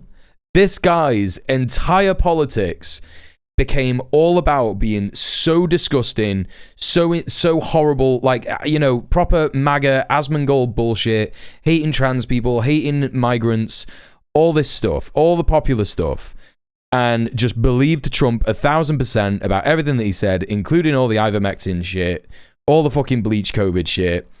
And then as he's dying of prostate cancer, he's like, please save me. Like, please give me some, like, actual medical care. And Trump was like, sure, buddy. And then didn't. And now he's dead, right? It's like, this is what he's doing to people who, like, fucking love him. Like, look at Mike Pence, you know? We just looked at Mike Pence. Mike Pence is, like, sucking his dick still, even though he was like, yeah, you should all kill fucking, you know, Mike Pence. You know? Yeah, just in case anyone isn't aware, like Sam Outside says, ivermectin is something that MAGA freaks were trying to get people to take to treat COVID. They were saying, don't get the vaccine, just take ivermectin. And it's a horse medicine. It's for horses, right? I think it's for horses and cats. And there's different types. But people were using the horse shit. I'll never forget some of the fucking images that I saw that was coming out of those fucking, like, subreddits and weird fucking websites where people were posting like, oh, I just looked at my shit after I took ivermectin. Is it supposed to look like this? And it just has all these like strings coming off it. And it's like, yeah, man, that's your intestinal lining. It's stripping your fucking intestinal lining. You know? Yeah, Ashley Babbitt would still be alive without Trump and Alex Jones. A big price. It sounds like he's... Was listening to the news this morning where they were like, Trump says he's talking with Iran, and I'm just like, Trump said it must be a lie. Exactly. Yeah, you stop listening to what people who are lying have to say. Yeah. They use it for cows and shit. You know? Regrets eating pasta in this moment. I am sorry. As Sophie said, I mentioned this earlier, Soph, you're right. I like to have a body talk. I like to talk body talk. Thinking of sorry about that. Toppling the government. Love a body chat. Kind of message of getting that intertwined in a Middle Eastern conflict, going down with Congress, going down with people? Well, it's not what the U.S. Chat, I got a president wee. campaigned on. And More body talk. in fact, he said he would try and get the United States out of constant foreign entanglements. But so far, that's not what we've seen from this president. It is unpopular among the American public for further interventions, particularly when it comes to Iran. The most recent poll numbers show 51% of Americans not in favor of military strikes or any sort of military intervention, according to the latest polls. We also know that it's not popular on Capitol Hill, at least with opposition Democrats, for a number of reasons. Number one, they believe that it is not in the interest of the United States to further engage in war around the world, but also that the U.S. president is exceeding his presidential authority, that he needs to speak to Congress. There should be a debate and a vote per the U.S. Constitution prior to any sort of military action. But the administration in the past has justified this as saying it's part of the president's emergency powers. For the most part, we should point out that this is a view along party lines, with Democrats in favor of military strikes, even as the American public signaling something very different. Kimberly Halkett outside the White House, Tawhid Asadi in Tehran. Thank you both. There's been a flurry of reaction to the situation in Iran. The UK, Italy and Germany have all summoned the Iranian ambassadors over the crackdown on protesters. The European Union and the UK have announced plans to further sanction Iran over the protests, while Russia says threats of new military strikes are categorical. It's one of many gnome-coded things about you, babe. We love it.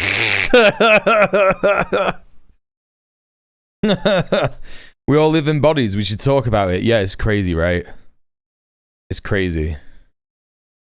Russia says threats of new military strikes are categorically unacceptable. Hell yeah. Unacceptable. You tell him. Condemns interference in Iran's internal affairs. Officials in Qatar say they're working tirelessly to calm the tensions between the US and Iran. See, this is so funny. It's always these client states, and they're like, no, please don't bomb each other.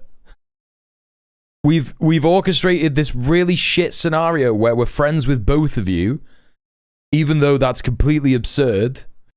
It's absurd to do that. Oh, God, it's so insane. Please don't bomb each other, please, please, please, please. You're going to fuck everything up for everybody. Please don't do it. Hashim reports from Doha. Escalation between the United States and Iran and threats of military action are raising concern among regional states. Qatar's foreign ministry spokesman said his country is participating in efforts to diffuse tension. The talks continue. No, yeah, that's the key thing, because Iran will bomb the oil and gas fields in Qatar and cause like a fucking oil crisis in America. That's the main reason. By the way, chat, if you don't know why America is so insanely invested, America and Israel are so insanely invested in attacking Iran in any way, shape, or form, it's because of the control that they have over oil in the region. I say it often, but it bears repeating. They don't just have control of the Strait of Hormuz, but if they wanted to, they could literally, they are within striking distance. And as they demonstrated in June, they are incredibly capable of bypassing any kind of missile interception defense that any client state or US base may have. They could it is well within their power to just bomb oil fields all over the client states of Qatar, Saudi Arabia, fucking Oman, fucking UAE, Kuwait, Bahrain, Iraq. They could just do it tomorrow, and it would just cause a fucking international petroleum and oil crisis, right? The United States military, every fucking military, NATO's military runs on oil. Yeah, you need oil to like grease the guns. You need oil to like fucking, you know, all of this shit, right? You're operating heavy machinery, tanks. You need petrol to fuel planes. You need petrol to fuel tanks. Petrol to fuel fucking vehicles that transport food because an army marches on its stomach, etc., etc., etc. Oil is the blood of the empire, right? The blood of imperialism. Well, the blood of imperialism. Yeah, it's. I guess you could say it's the blood of imperialism, which causes the blood to flow, right? Calls continue.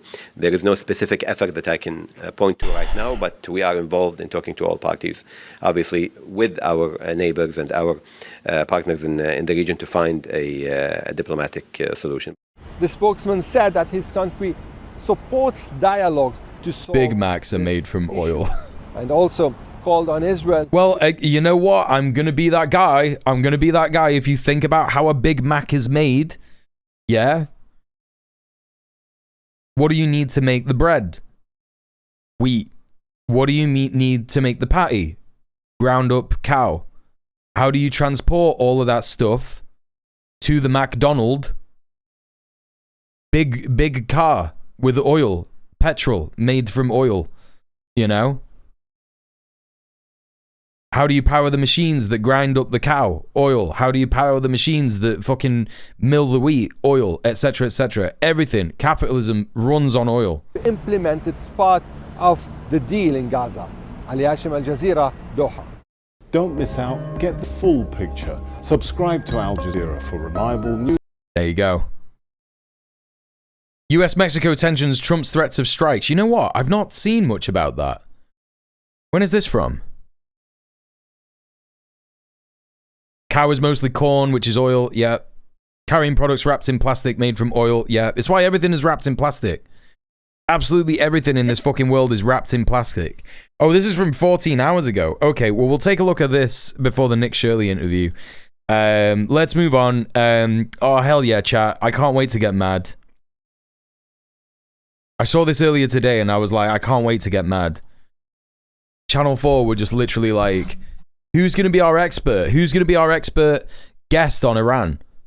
Who's it going to be? Just a brown guy.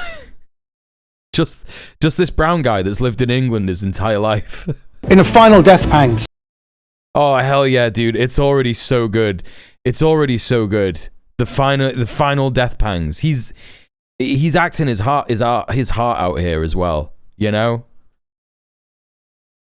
Of a regime, they are at their most dangerous. And there is a kind of scorched earth policy where the are saying, if we go, then the people of Iran will be left with a barren wasteland and we're going to kill as many of you as possible. Do you think that's what's up? What? Oh, man. Oh, this is so depraved. That's actually happening right now. At the same time, as they're weakened, we do have an amazing opportunity here. So we're now in a situation where if the following diplomatic movements happen, you will see this regime go pretty quickly. Number one. What is he talking about? Hey, Antifa Secretariat. No, this is Channel 4. Sorry. I think I said BBC before. This is Channel 4. Hello and welcome to The Forecast. Iran is facing its most serious... I do know he was in The Mummy, yeah. With protests sweeping the country despite a near total internet blackout and a deadly response. He really hates Iranians. I mean, he's of Iranian descent, which is this is the entire reason that Channel 4 got him on to talk about this. It's like, what? What? They were literally just like, we're gonna find an Iranian guy. That's the credentials that we're going off, right? He's never been to Iran. He's literally never been to Iran. Washington is threatening new tariffs. I'm sure he's got friends and family in Iran, by the way. Just to say, like, I'm sure he does. But it's just so insane. It's just like an English actor who has done Hollywood films and all this fucking shit, right? And it's like, well, what are his credentials? Like, is he a journalist? Does he, you know? Sure, like, he might speak to his family in Iran. I could believe that. I could totally believe that. That's the only thing that I could believe about this. But it's crazy that... What's crazy to me, right? What's crazy to me is that they're treating him like some kind of geopolitics guy who understands, you know... I just can't wait to hear what he's saying. Governments are debating whether to escalate sanctions and blacklist the IRGC. And the German Chancellor says that he believed the embattled Iranian government is in its final days and weeks. He also add that Washington is still threatening military action. The stakes, in other words, are rising far beyond Iran's borders. One of the most outspoken voices on what should happen next is the comedian and actor Omid Jalili. Born in London to Iranian parents, he's been sharply critical of the regime. They just admit it. They don't even try and hide it. They're just like, yeah, he's just a comedian. He's just a comedian and actor. who has Iranian parents. He was born in London. And vocal about what he believes the international community must do next. Omid, good to have you on the forecast. Great to be here, Matt. Thank you. Okay, dude. Let's start, first of all, about you, if I may. Yeah. Your connection with Iran, you just said that your parents were born there. You know, how Iranian do you feel, especially in these days? I feel Oh, man. very Iranian. We spoke Persian at home. The Iranian heritage was something that I was very proud of. I went there twice when I was a kid, once when I was 3, once when I was 6, and I always felt very proud. I was always talking about, there was another kid at... Okay, apparently you went, I can only take him at face value, right? I can only take him at face value. Sure, he probably went when he was 3 and 6, probably. He was Iranian in my class, and we spoke... Have you seen the new UKIP logo? Soph, I saw the new UKIP logo 3 months ago when they unveiled it.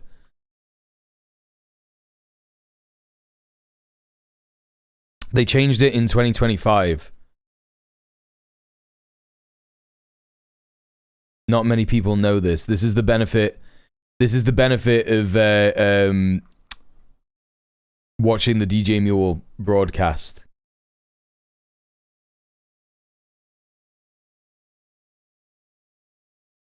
And you know,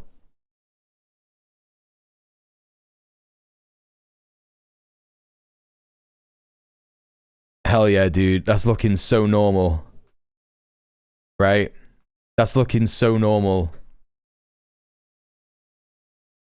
Wow, the mainstream media is only just picking up on this, but your boys out here reporting on this 4 months before they even fucking did, you know? I've been to anti-fascist counter demonstrations against Nick Tenconi. I know what he's like. He's just a Hitler guy. He wears a fucking armband. You know what I mean? That's like purple and shit.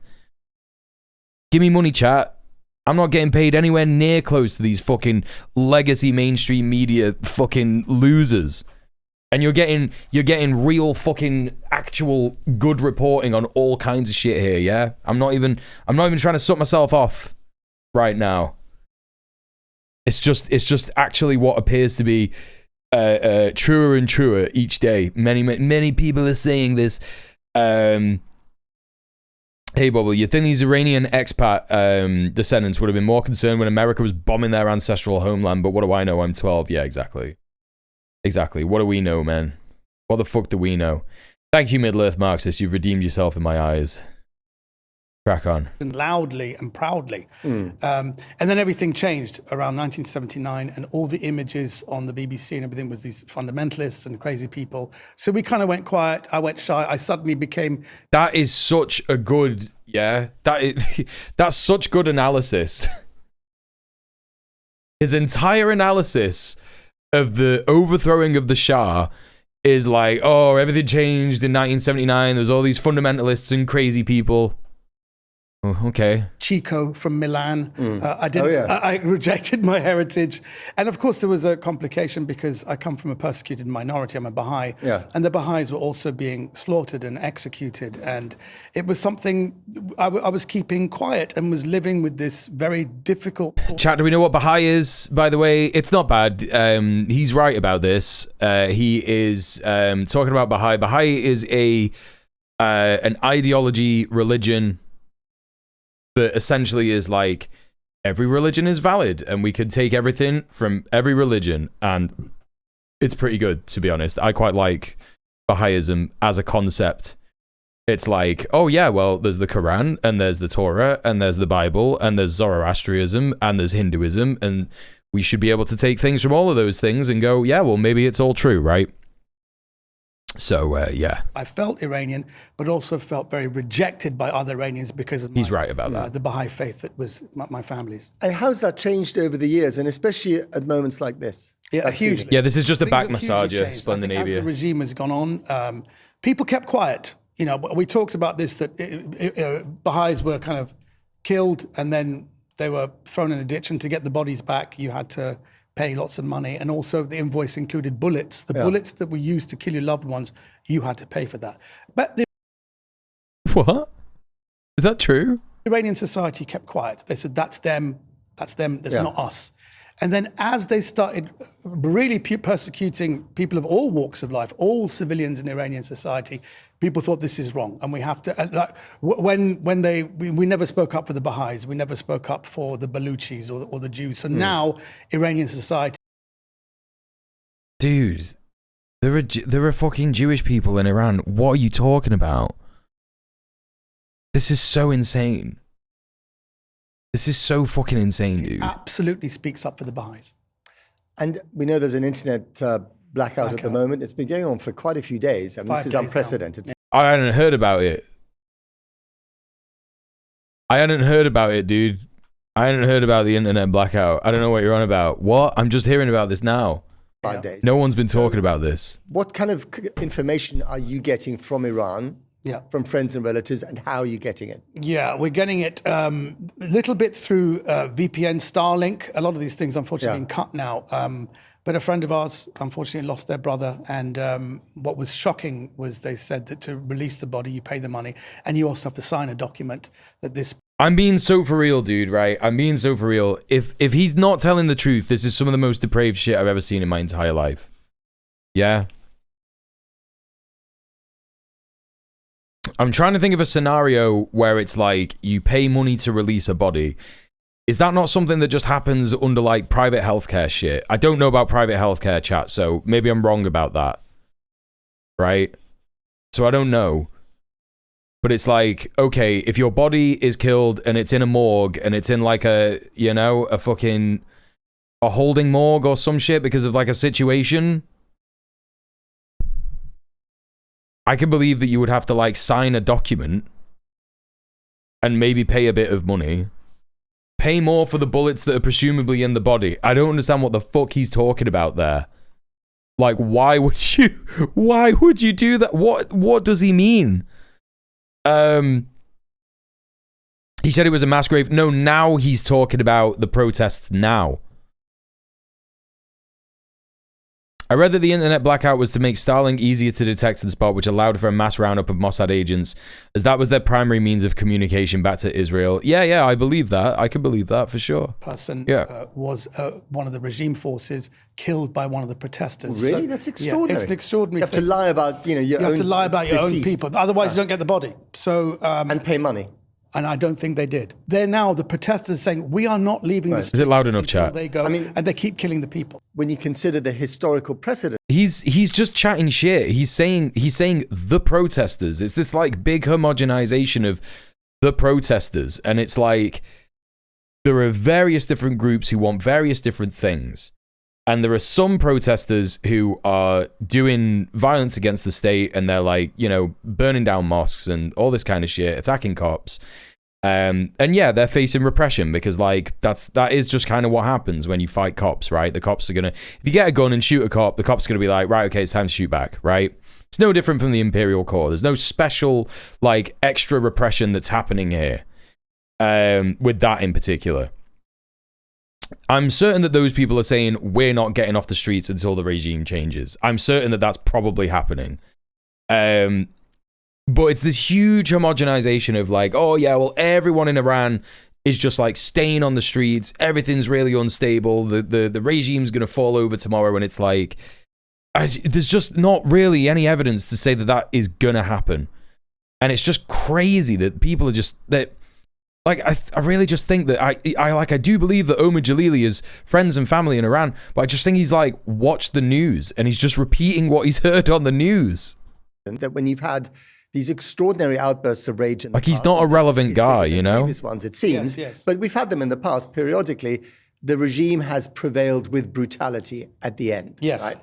And so the big question is correct, could at this least. happen again? Could history repeat itself, however tragic that may be? It could, but we have to be very careful in the West. Are we just going to parrot regime narratives? I mean, this is the whole thing kicked off on the 29th of December. I went on the Guardian website and yeah, let's not parrot regime narratives. Yeah, let's not parrot regime narratives. I would never parrot the narrative of the regime of Keir Starmer. By the way, I would never do that. The first piece that the Guardian put out was an opinion piece by Abbas Araghchi, who's the Islamic regime foreign minister. And I said, what the hell are you doing, Guardian? Oh, no. And then other people were saying... Well, I said, what the hell are you doing, Guardian?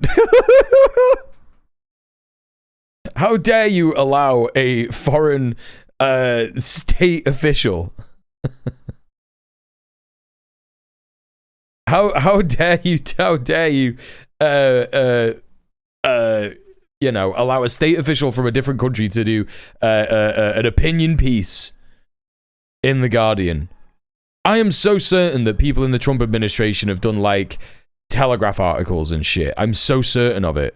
It's just the double standards are completely insane. When Pahlavi fell, there were over 1 million Iranians in Tehran on the streets when they had barely 30 million in population. None of the protests have been this big. Now that they're over double that population, yeah, that is apparently what is coming out of Tehran. Hello, Kairos, how are you doing? Everybody, please go show some love to Kairos Rev. Al Mayadeen, yes, I do know about Al Mayadeen. Put out a video supposedly showing 1 million people in the streets in Iran demonstrating. Yeah, we saw that on Press TV. Iran kind of state-funded media yesterday. We were taking a look at that yesterday. Yeah, this is a reality. You know, there is a line they're pushing, and they're going to be quite quiet. So, will history repeat itself in the sense that will there be another crackdown and we just move on? We have a real responsibility in the West to not keep parroting regime narratives and actually do something about it. And we can. Very simple actions. Well, we had a story on last night told by our reporter, Porrick O'Brien, of two families. In one case, their young daughter was killed. She was shot in the head, executed on the way home. And in another case, the kid was arrested, the young man was arrested, and he will face his execution on Wednesday. So that's unbelievable. No trial. Kangaroo court, the usual stuff. And we've seen this before in Iran. I just wonder from what you can... Now do Israel. Now do Israel. Hello, Brody. I've seen nobody in Western media parrot the regime. Exactly. That's what I mean. That's what I'm saying. It's like... This guy's going, we have to be really careful not to parrot the regime. It's like, okay. Well, you're not doing that, are you? On Channel 4. Glean, and we've asked this question to just about everyone. What's different this time, apart from the sweep, and the numbers of cities engulfed in this rage? What is different this time? What is very different is Gen Z. The younger generations. I mean, my generation of people who saw the revolution of '79 happen, we just think, okay, not that we've checked out, like nothing's going to happen. Yeah. The younger people who were on TikTok and Instagram is open. You can see, and they see freedoms in the West. They don't understand why they don't have the freedoms. So, which is very, very up. That's crazy, dude. So what you're saying is that the regime allows people to have TikTok and that they can see it in the West. They can see what's going on in the West. That's crazy, man. That sounds like a huge... yeah, saw the revolution is crazy, by the way. The in-studio globe really lends gravitas to this interview. It does, yeah. It seems like a big blind spot there for the regime, letting their young people see what life is like in the West. Upsetting that a lot of those Gen Z people, Niko Shah-Karami and all these young people were killed because they were the first people in the front line. And even now we see the regime is following teenagers home after protest. They were the first on the front line, like shooting them in the head. So what's different now is also that there's never been a figure that the people can get behind. There has to be an opposition leader. Who's he gonna say? Who's he gonna say? Because this is the key thing that most people fall down on when they talk about this, right? It's the massive thing that people get wrong, and they're like, Iran is so close to a revolution. They're gonna topple the Shah. They're gonna topple the Ayatollah, and it's all gonna be really good. The opposition is growing in power, and yada yada yada. And it's like they don't have a leader ready to do this. There is no one guy that is leading the vanguard here. It's not happening. It's just not. If there was, they'd be screaming about it on imperial fucking state media, right? So all they fucking talk about is the Shah's son, Reza Pahlavi, and no one in Iran wants him. Like, it's just, there is a monarchist element, a monarchist restorationist element in Iran. There is. It's not like,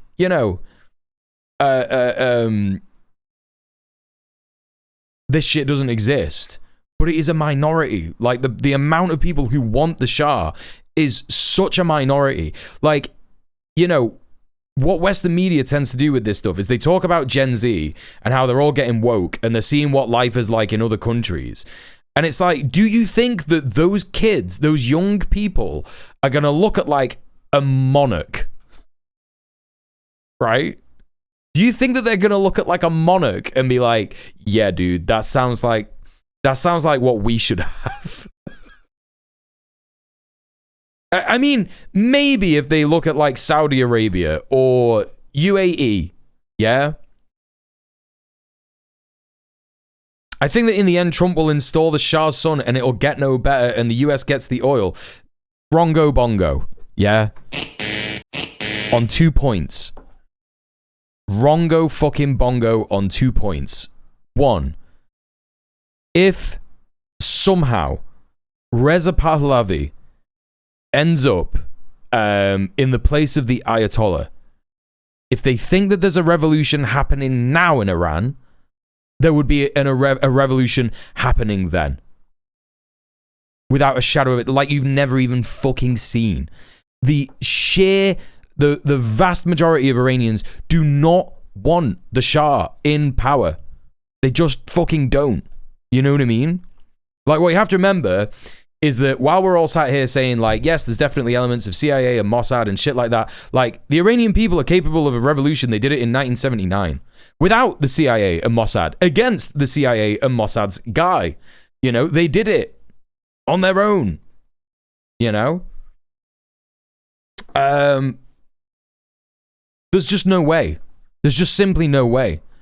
And if Iran feels threatened in that way, they will do a scorched earth option, which is not the scorched earth option that Omid Jalili is talking about. It's the scorched earth option of burning the fucking oil fields all over the Gulf.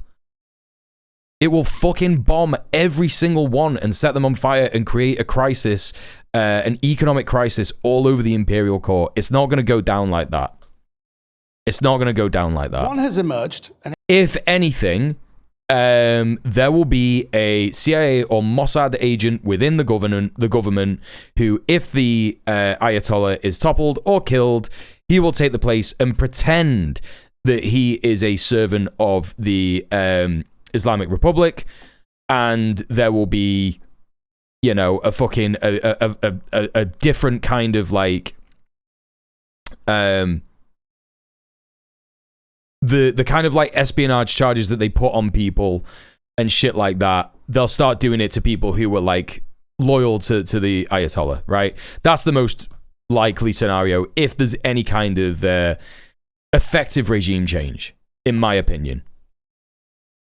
They did a revolution while Sabak was arresting, torturing, and executing the shit out of people. Exactly. That's what people forget. Like, yes, like, you know, again, does the Iranian regime arrest people and execute people in a, you know, well, it's death penalty stuff, right? Do they do that? Yes, they do. Is it better than Savak? Fucking yes. Overwhelmingly so. You know, people love to have this thing of like, yeah, like Iran under the Shah, like girls could wear bikinis. Like, all right, cool. Now do all the fucking state-sponsored fucking, you know, terrorism that happened. Now do all the fucking espionage charges. Now do all the fucking, you know, the fucking massacres and shit, you know? His name is Reza Pahlavi, who is the son of the former Shah. And of course, that rings alarm bells for a lot of people saying, oh, God, is this going to be... It's a legitimate concern that, oh, we're just going to have something worse and all that. What do you think Trump is planning to do with his help is on the way shit? I think it's going to be another completely ineffective operation that doesn't achieve any of the USA or the Empire's goals. I think it's going to be more like, hey, look at my big dick on the table, but actually it's not that big. He is someone who is incredibly educated. Everything he said seems to be very reasonable, and he's talking about coming back, not to reestablish the monarchy. Hell yeah, dude. He's doing it. He's doing it. He's doing it, by the way. I got distracted. He's doing it. And his name is Reza Pahlavi, who is...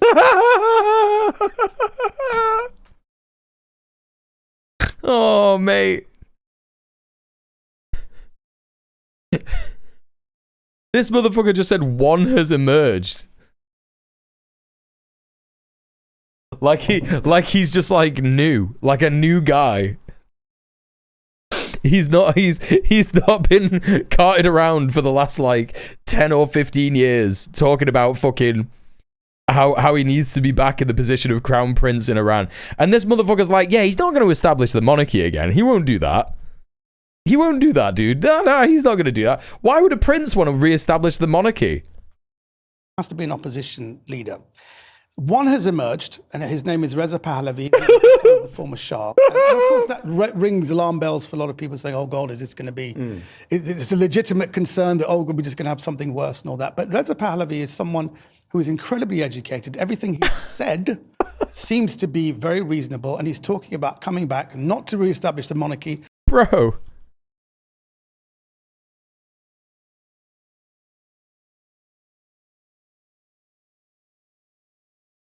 Bro.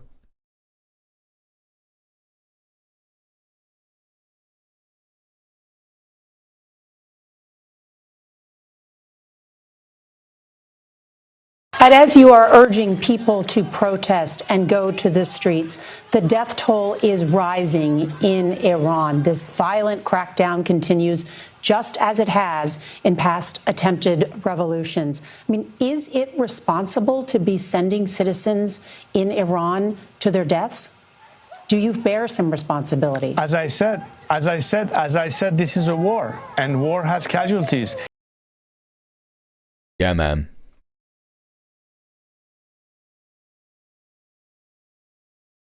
He's a reasonable guy, isn't he? He's an incredibly educated and reasonable guy. Worse and all that. But Reza Pahlavi is someone who is incredibly educated. Everything he said seems to be very reasonable, and he's... Do you bear some responsibility? As I said, this is a war, and war has casualties. Yeah. Okay. Talking about coming back, not to reestablish the monarchy, but to help the country transition into a secular democracy. What are you smoking, bro?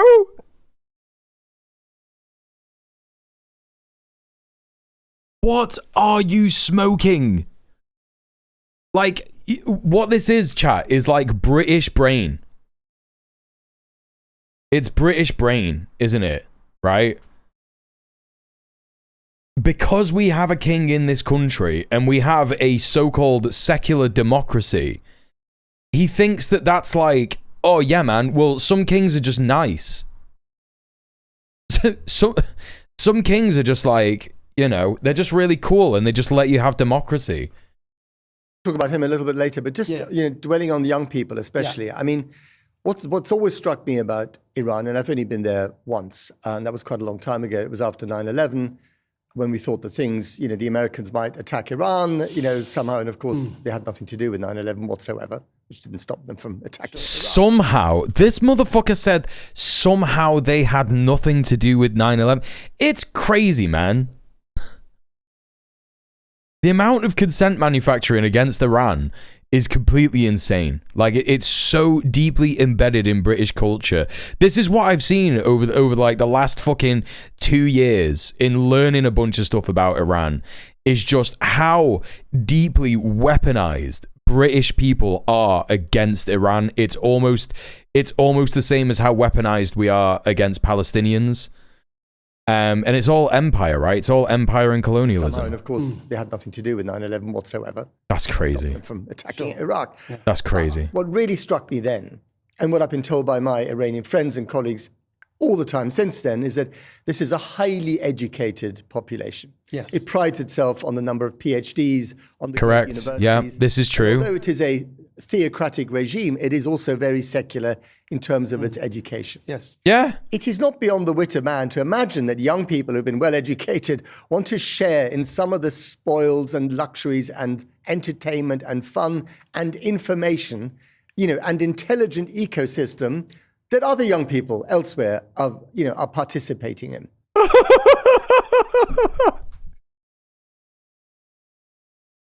Like what?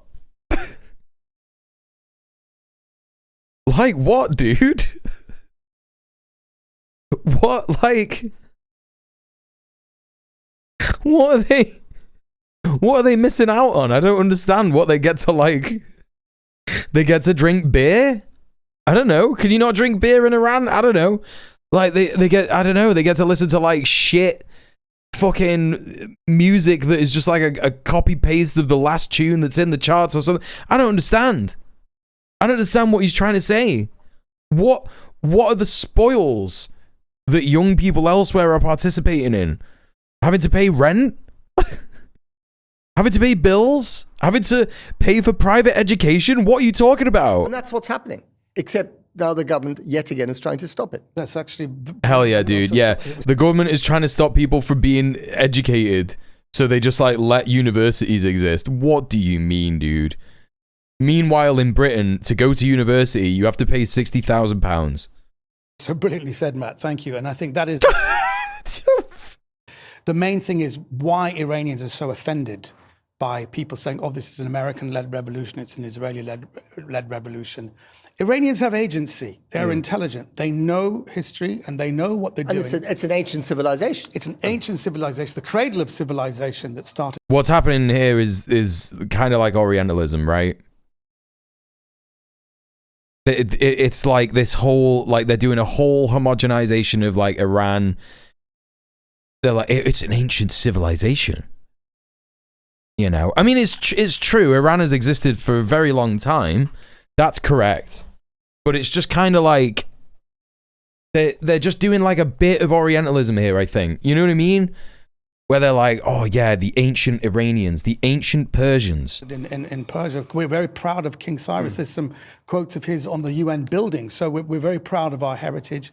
I used to joke about the fact that, you know, our civilization brought you language and mathematics. We brought you a federal system of government running hot and cold water, while the early Britons were running around painting themselves blue and buggering wild boar.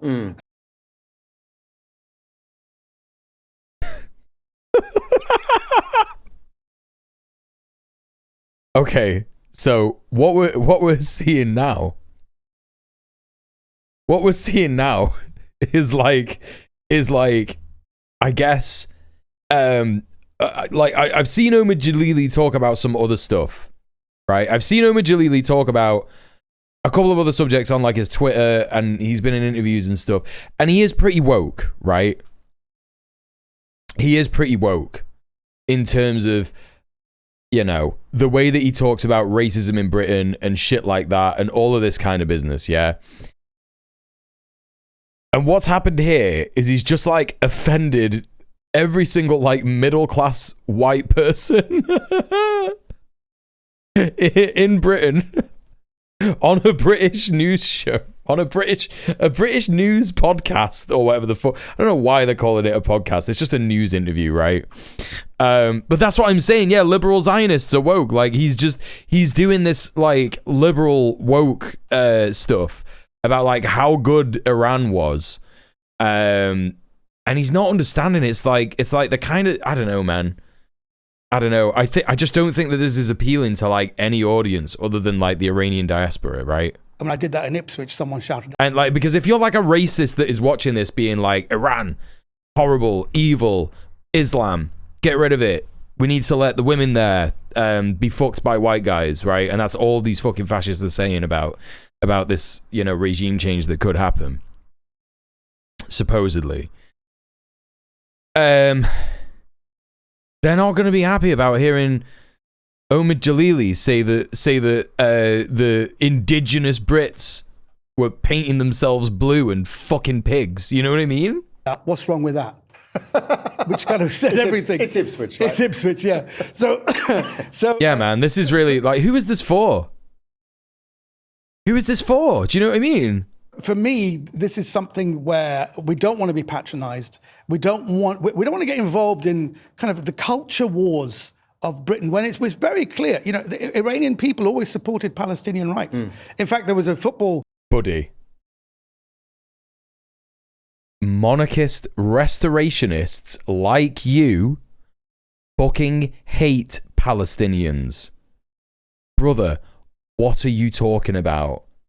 The monarchist restoration diaspora movement has been so deeply infiltrated by Zionism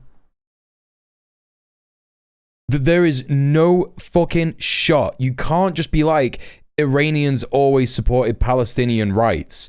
So like, what are you going to do now, bro? Are you going to like praise Hamas? Are you going to praise Hezbollah? Because that's how Iran supports Palestinian rights. That's how the fucking regime supports Palestinian rights to self-determination and fucking armed struggle against an occupying force. You know? Bro needs to shut up. It's pretty good. Yeah, the BBC is basically Israeli state media. Yeah, I mean, you know, and that's the crazy thing, because like he's on Channel 4 probably because he hates the BBC, because he probably does. Omid Jalili probably does love Palestine. I've seen him talk about Palestine, but I think he's like a bit of a lib about it and is like, oh well, you know, Hamas. I condemn Hamas. I think that he is like that. He's now going to talk about like a football match where the Iranian regime came out and they were flying a Palestinian flag, and it was quite shocking where the fans were singing, "Stick that Palestinian flag up your backside," and everyone was saying, why are they saying that? And it's not that they don't stand with Palestinians. They know that the Islamic regime is playing lip service to them. They don't care about Palestinians.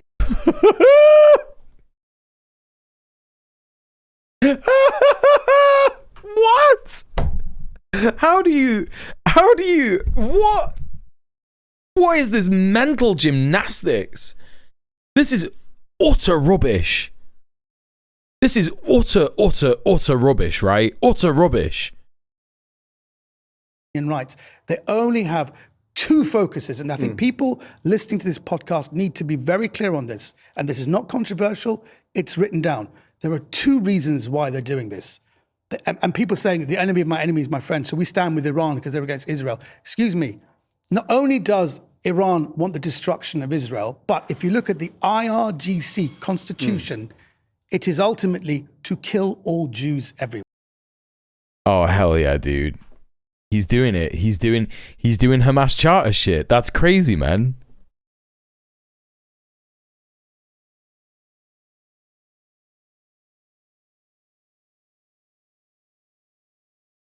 Uh-huh. Okay, well, this is apparently the Constitution of the Revolutionary Guards.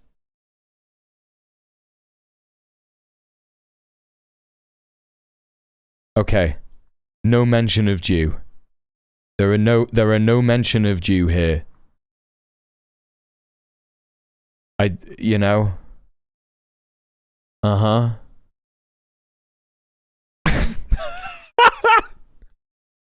Jewish? No. Ashkenazi? No. Okay. Thank you, Omid. Thank you, Omid. So if you're supporting Iran, that is the narrative you're supporting. Right. Although does it mention Israel? Let's take a look.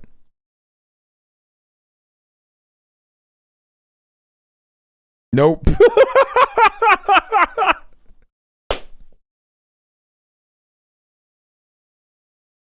This is so good, dude. This is so fucking good. Like, this is what I mean. It's just, they don't give a fuck.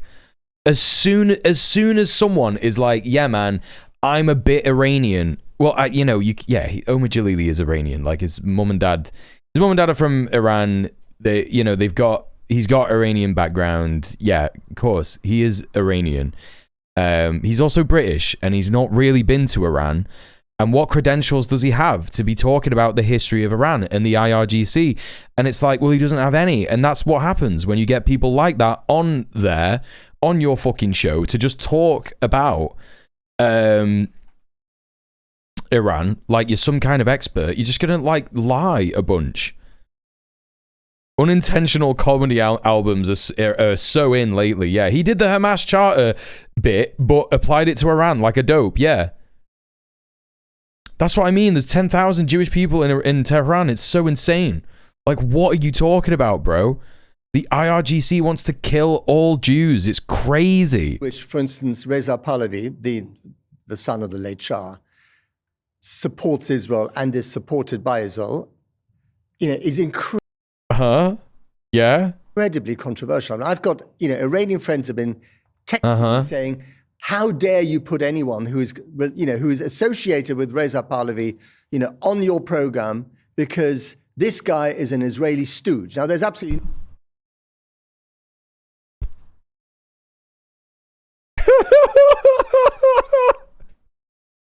So, hang on a minute. Wait, there's two things happening here. There's either Matt Frey does have, apparently either Matt Frey does have Iranian friends and colleagues, or he doesn't, and he's just like bringing out this, I don't know, this talking point in a way that makes it sound like he, whatever he's going to come back with here is informed and smart, right? This is fucking crazy. no evidence to suggest that. No. But the fact that Wait, what? There's no evidence to suggest that. guy is an Israeli stooge. Now, there's absolutely no evidence to suggest that. No. Yeah, but there is. What? Umar Jalili's just like, no. Reza Pahlavi loves Palestinians. But the fact that the Iranian community, is so divided amongst itself Yes. about who to support, who not to support. No, that's not true. 20 Iranian opposition television channels out of Los Angeles, often called Tehrangeles because of the Iranian community, alone. So there is division in your community, whether you like it or not. That's no question of that. And, the way Iranian culture is, we're divided in our families and we're divided whenever we all get together. We stop fighting and start criticizing each other. But I think what the Iranian people are trying to say, because people get very disturbed, because why lots of Iranians, we stand with Israel and they've got lots of Israeli flags in their things. I don't know if it is called Tehrangeles. Pro-Palestine. Lost Tehrangeles. Friends of Iranians saying, look, I can't really be supporting this if it's in any way supporting Zionism or Israel. So we can't conflate the two. People are getting killed in Iran. Palestinians are being killed in Gaza. What Reza Pahlavi was doing by meeting the Israeli people, I think he's trying to reflect Iranian society who say, Israel, we have no problem, as the people, we have no problem with Israelis. I think that's crazy, dude.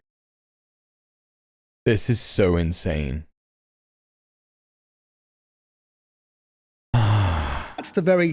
There's always a difference between the people and their governments. So what the people of Iran are saying, we have no problem with Israelis, and Israelis also have no problem with the normal.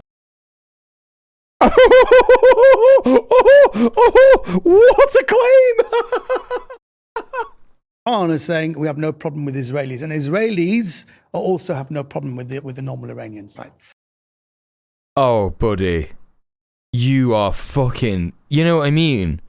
Like, if anything else hadn't have discredited him here, it's this bit.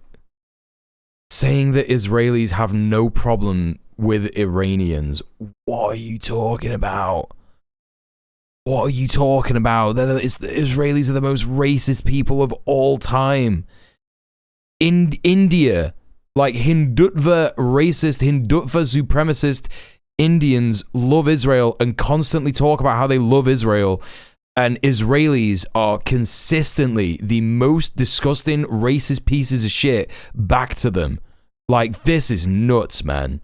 So then you got Donald J. Trump, as ever. So we should talk about. Yes. We should talk about Donald, right? It's Donald crazy. Trump, Hey, Limes Floof. Who's sending out some conflicting messages here. So on one side, he says, we're going to intervene. It's going to be tough. We're going to pay them. They're going to pay a heavy price. Well, yeah, people make arguments for that, Bubble 87. It's crazy. I saw, like, I think I brought this up last week. Like, Anarchist Federation put out a piece where they were like, yeah, man, there should be a revolution in Iran right now because it means that the US and Israel will stop attacking it. What are you fucking talking about? Like, these are, I know that people like to joke about anarchists. I know. The tanky way is the way. Yeah, but, like, seriously, people make these kinds of fucking arguments, and it's so dumb. And it's like, okay, like, I'm listening to you, and it sounds like you're just a fucking liberal. It sounds like you're just doing the liberal fucking media. You know, yeah, I'm also an anarchist communist. I just think it's have a shower before having a take like that. I just think it's, you know, I just think Western anarchists just have L takes like that quite often, right? And it's fine, like, you know, none of us are immune to propaganda and stuff, and I'm not going to sit here and be like, it's anarchists that are the problem. It's the liberal media, the imperialist liberal media that is the problem, and also the imperialist fascist media, you know?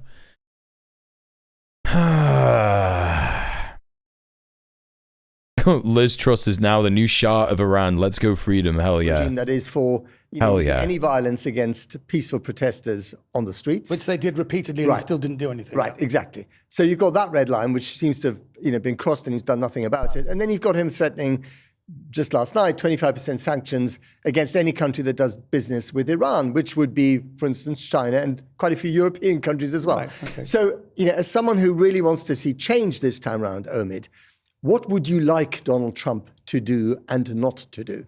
The former security minister, Tom Tugendhat, was on Andrew Marr, and they were talking about this, is Trump going to do anything? And Tom Tugendhat... No, it's completely crazy, Limes Floof, yeah. It's completely crazy.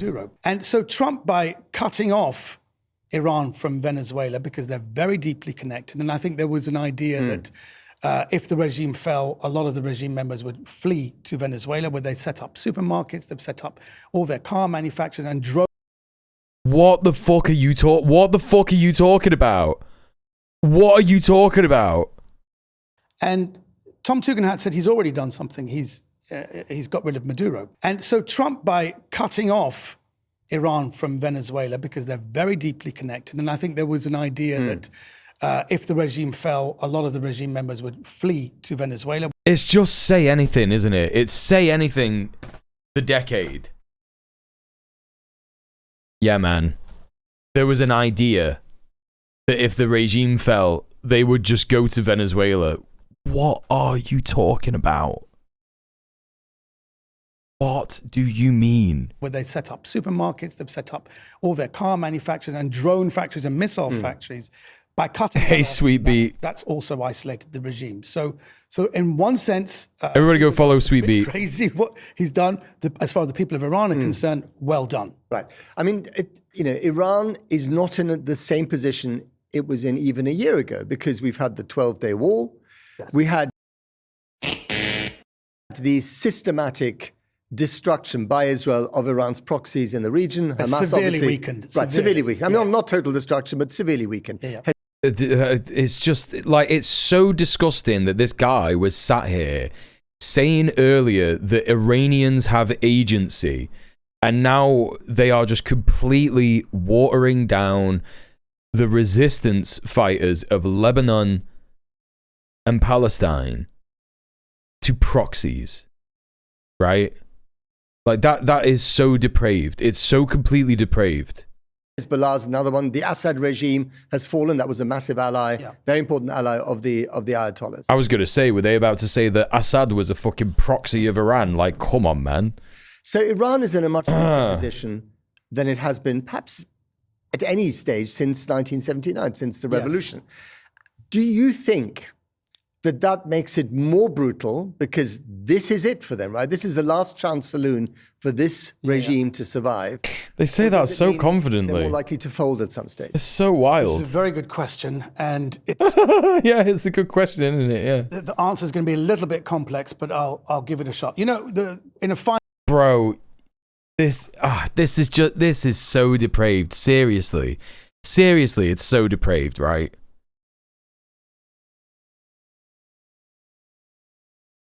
He really is acting like he's an expert on all of this shit. This is a good question. I'll give it a shot. I'm sure you will, dude. I am so certain you're going to give this a big shot. Final death pangs of a regime, they are at their... Cairo says, I was distributing newspapers for the local commie party, and this anarchist told me, you should take this red fascist shit out of here. I told him I'm an anarchist. It's called Solidarity, yeah. Yeah, it's good stuff. It's good normal stuff. Most dangerous. And there is a kind of... He is an actor, that's true. Policy where the mullahs are saying, if we go, then the people of Iran will be left with a barren wasteland, and we're going to kill as many of you as possible. Do you think that's what's happening right now? That's actually happening right now in the city of Rash. This is actually happening. That's actually happening. Shops, they were begging them, and then when they didn't open up, they firebombed all the shops, 200 shops, and they said, "This is what protesters do to you." So they're spinning that. At the same time, as they're weakened, we do have an amazing opportunity here. The people of Iran. What? Let me get this straight. And their whole reasoning for this, Omar Jalili's reasoning for this and Matt Frey's reasoning for this would be like, oh, well, the Ayatollah's just a crazy guy and they're all just crazy religious fundamentalists, despite just having correctly reported on the fact that Iranian people are incredibly well-educated, right? Incredibly fucking well-educated. And he's like, yeah, they really, really wanted them to reopen the shops. And then when they didn't, they firebombed them. Simultaneously, well-educated and stupid regime. Were asked, 10,000 of them, what do you actually want? 10,000 people. And this human rights organization distilled it down to two specific requests. One, leave us alone politically. When this regime is gone, we'll deal with us, what we're going to do politically. And number two, what will really help us is if you put the Islamic Republican Guard Corps, the IRGC, put them on the terrorist list, because there is a domino effect here. And it's a big... How? The British government has not done it. And there's many reasons for it, because maybe you want to keep the British embassy open. That brings intel. And I think the Americans may have asked the Brits to keep it open, and that's fair enough. We get it. Because America has no diplomatic representation. None, hasn't had because since, they've put the... their embassy was seized and, and diplomats taken hostage. But the IRGC is on the terrorist list in America. Sure. So we're now in a situation where if the following... So... the most powerful country in the West has put the IRGC on the terrorist list, and it's not had a single, it's not had any effect on it whatsoever. Right? Hey, Comradesky. No, of course they're not. Of course they're not fucking terrorists. They're just a military organization in Iran, and so automatically that makes them terrorists, right?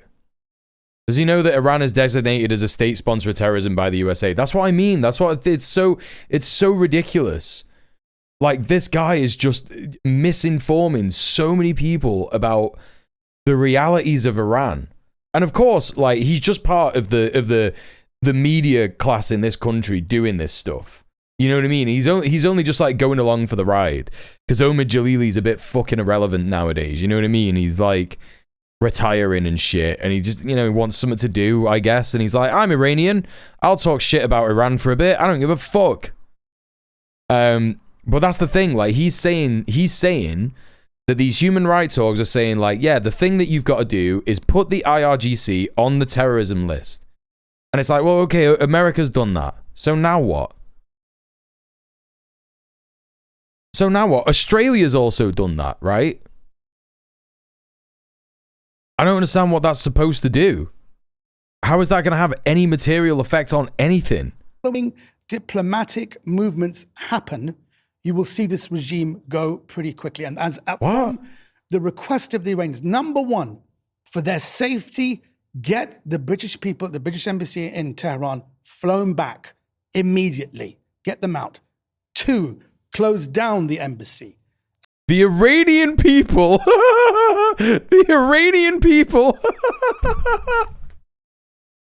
the number one request for the protest movement in Iran is to get the British embassy out there. What do you mean? What do you mean, man? And three, freeze the assets. And then put the IRGC on the terrorist list. Because if you do this, which is very important, the regime gets isolated. There's no more money coming through. All the people who work with man, Iran is definitely not isolated, is it? It's totally not an isolated country at all. India, China will have to distance themselves, and the regime will be but isolated. I'm not sure that's right, though, because they're already to some extent isolated. There are already many sanctions in place. Correct. And they have their friends in Beijing. They have their friends in Moscow. Yeah. They have their friends in Pyongyang.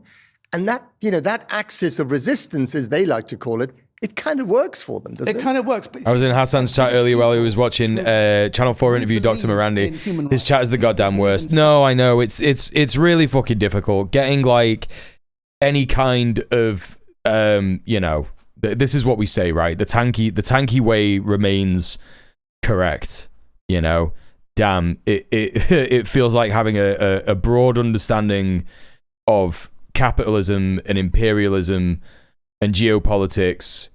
You're just gonna understand things a lot better. And to be fair to Hassan, he's got the biggest audience on Twitch for politics, and it's full of a lot of mad people with mad opinions about stuff. And Hassan's not doing he's not really doing that same kind of coverage, you know what I mean? Like, he did do some good coverage during the 12-day war where he was like, yeah, look, like, you could just go to Iran. Like, when wartime isn't happening, you can just go there and have a look, right? But I don't think he's gonna. I think he understands that, like, Reza Pahlavi is a Western stooge, an Israeli stooge, and all that stuff. I think he knows all that stuff. I think he's informed about that stuff. But I don't think he's going to be, engaging in the critical support that I think is necessary for understanding this shit, right? Like, that's why we have critical support. Critical support is when you go, okay, Iran is a theocracy that is based around Baathism. Am I getting that right? It's like not really socialist, but it kind of is. It's like Islamic idea of tankyism kind of thing. Tankyism, what am I talking? You know what I mean.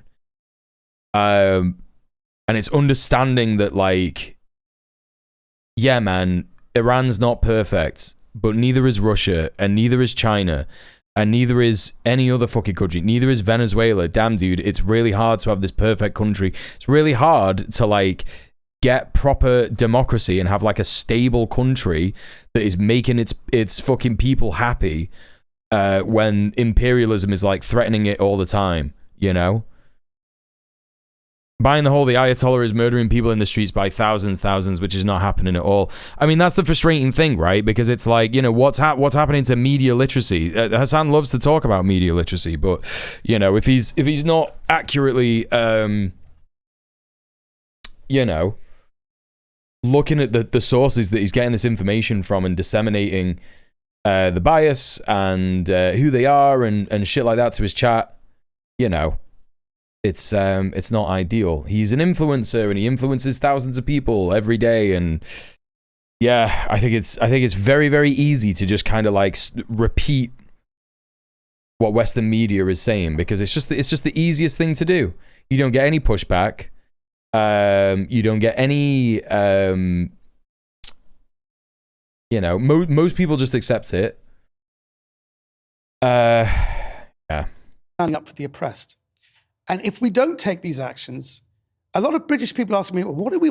Now, this is very important. Is this about our conscience, or is it about actually changing the reality? It is about changing the reality, but it's also about our conscience, because people are asking this question. British friends of mine are saying, by not putting the IRGC on the terrorist list, it means we're somehow involved with this regime. Do we really want to be in business with these people? They've just killed, reportedly, we don't know for sure, they've just killed 12,000 protesters. Now, see, even Omid Jalili is not saying, like, even the most, like, depraved piece of shit apologists for monarchist restorationists, like, he just, like, even this guy is being like, well, we don't know for certain. Well, we don't know for certain. We come from a generation where we saw Tiananmen Square, we saw the Berlin Wall come down, we saw these things happen with our own eyes unfold before us. 12,000 is, if that is true, that's a massive, this is one of the most amazing stories ever. But if the Brits don't take any action, and they've been silent so far, British people are going to say, are we complicit? Yeah. But we know that especially British involvement in Iran is an incredibly sensitive subject, because the Brits were involved. back in the 1950s with the removal of Mossadegh, a democratically elected Iranian prime minister. Stuff. Good. Right. No, but I think, that is, so if we suddenly say things, if this government says things and stands up there, there will be people... No, but finish what you were saying. No, but they got rid of him because he had got rid of them. Yeah. This is very important that people know that all those petroleum companies came in because you've got oil here. We can drill it for you. Because what are you going to give us? We'll give you a percentage, probably 30, 40, maybe 50%. They were there for a while and they never gave a single penny. So Mossadegh got rid of them. And then for 60,000, this is all covered in a film called Coup 53, directed by Walter Murch, who did all the Godfather movies. They never gave them a penny, so Mossadegh got rid of them. And then to fire back, they spent £60,000 and created a revolution to get rid of Mossadegh, and then they brought the monarchy back. Right. Okay. So I mean, he's right about that.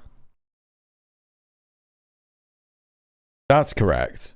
But I don't know, man. I'm trying to say is that any kind of foreign meddling in Iran, especially from the Brits and the Americans, is seen with deep suspicion by the people of Iran. Yes. Understandably.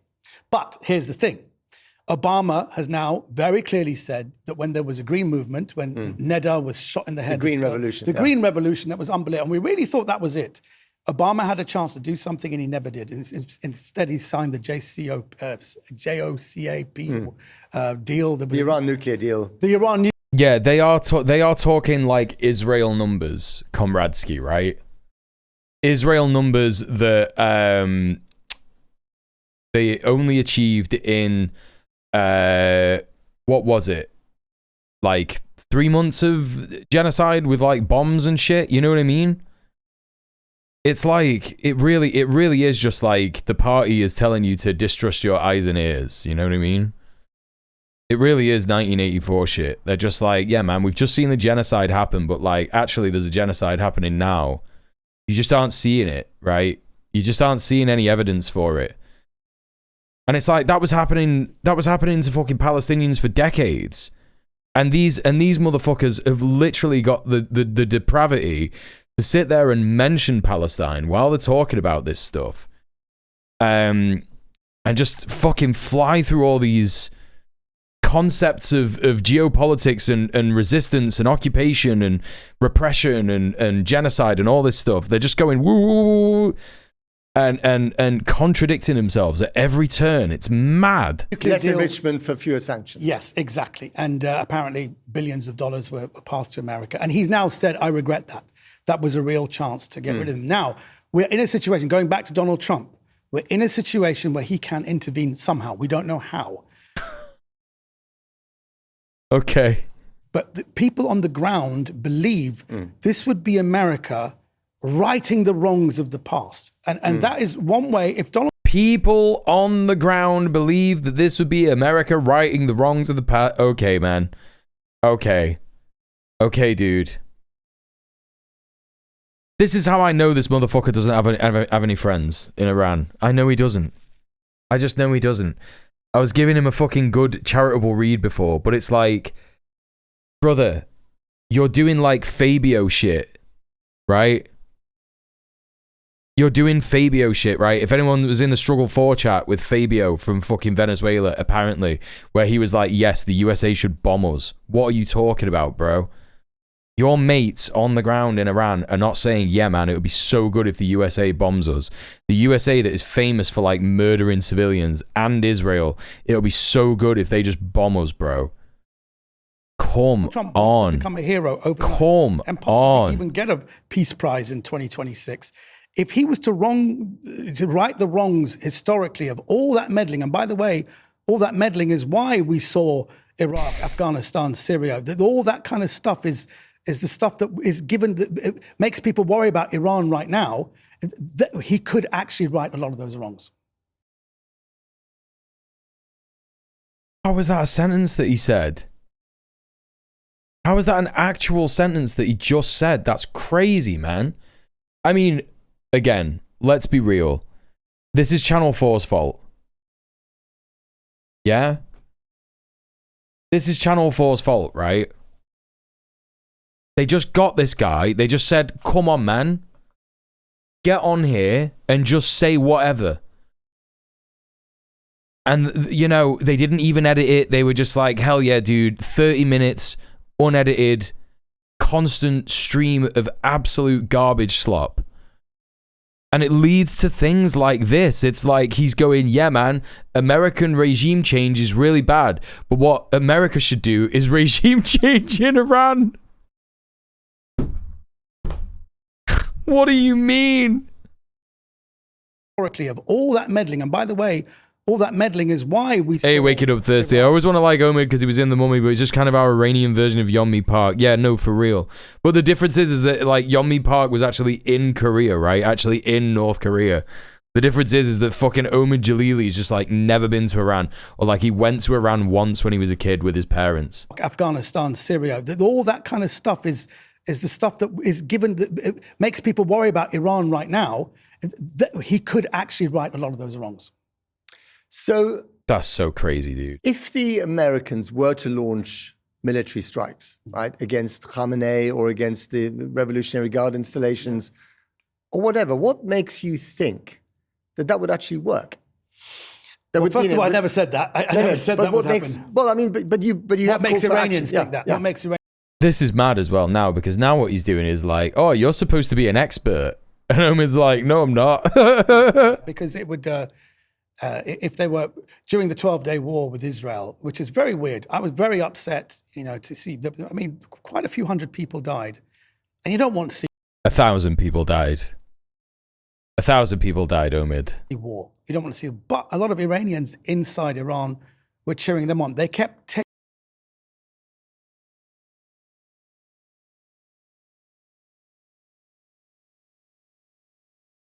I've had a headache this whole time, chat, and I know it's because I'm like really tired, right? But this shit is not helping. This shit is not fucking helping. I've got to take some painkillers. I just absolutely have to. That's the most insane thing I've ever heard in my entire life. What the fuck are you on about, bro? Oh, I was so upset to see Israel bombing Iran, but loads of Iranians were like, yeah, this is great. What planet are you on, bro? What fucking planet are you on? Right, I'll be back in a tick, chat. Won't be long. Oh.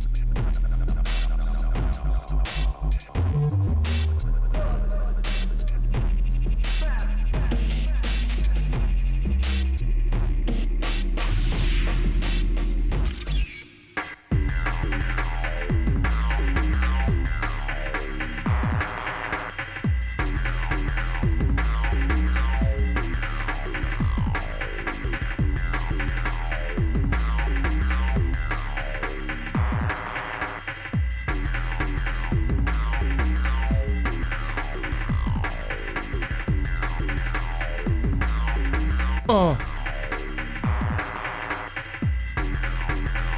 Okay, we're back. We're doing this. Oh.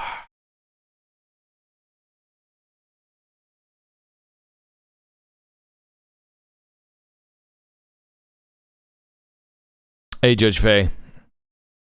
A streamer I used to follow essentially said Renee died because the wife was rude to the murderer, called him out, and his response was, I'm not going to answer your points due to you calling me a monster.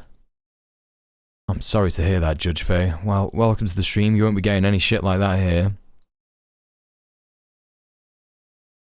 I often say America needs to be put in its place, and I don't see how that happens without people suffering. Isn't this the same idea? I mean, you can want America to be put in place without its people suffering. Right? Do you know what I mean? You could try and have, like, effective,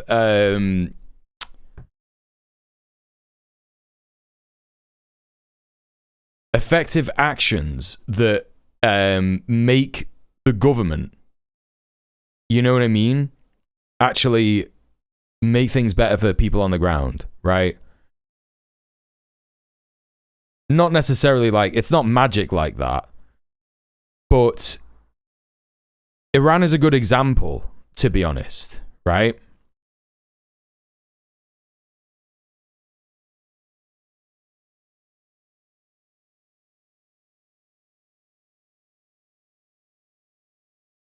Iran is a good example because it is completely isolated. There are tons of sanctions on it. It only has a few trading partners. And when these protests happened, actually, let's talk about the Masa Amini protests, where where people in Iran were protesting the morality police forcing women to wear the hijab, right? In 2024, they rolled back that law. They said, okay, women don't have to wear the hijab. Now, I'm not saying that is directly because of American sanctions, right? Or imperialist sanctions. But what it does demonstrate is that if you are worried about your country being destabilized and there is a popular movement in your country, then yes, like, it will encourage you to, like, make these concessions.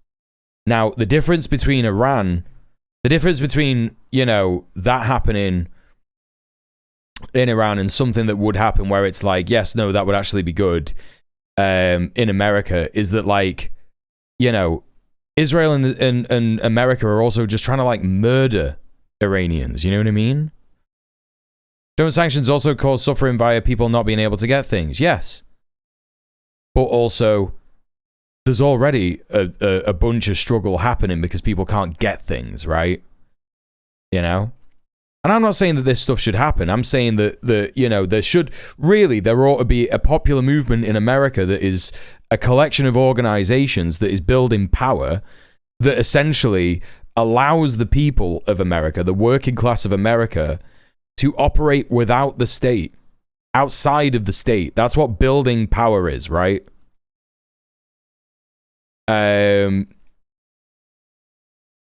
know I'm just using Masa Amini as so people understand what I'm talking about, right? The woman life freedom movements, you know.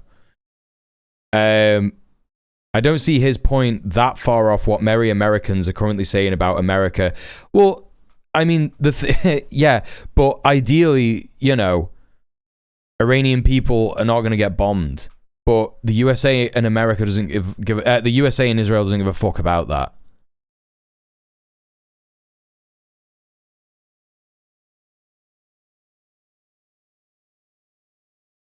And I think that what Americans are saying when they say that, I think it's a bit of capitalist realism.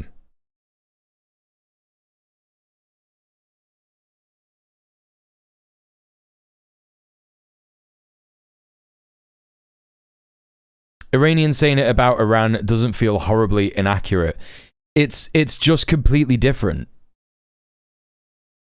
Because Iranians they don't have this capitalist realism that Americans have. Like, the reason that Americans say things like, oh, we should have a regime change here, is because Americans cannot see any kind of future where the people organize together and do a popular revolution themselves. Do you see what I mean? They think it's way more easy to imagine the end of the world than the end of this administration or the end of capitalism, right? That's something called capitalist realism. And it's a real phenomena. And it paralyzes people and makes them not want to organize and not get out there and unionize or you know, join a tenant union or do ICE defense or join the Black Panthers and shit like that, right? Whereas the Iranians had a revolution. You know, they actually had a revolution. And again, like, if they're Iranian, like, this is why it's so unbelievable to, you know, think that the Iranian people are calling for some kind of, you know, bombing campaign on Iran. Right?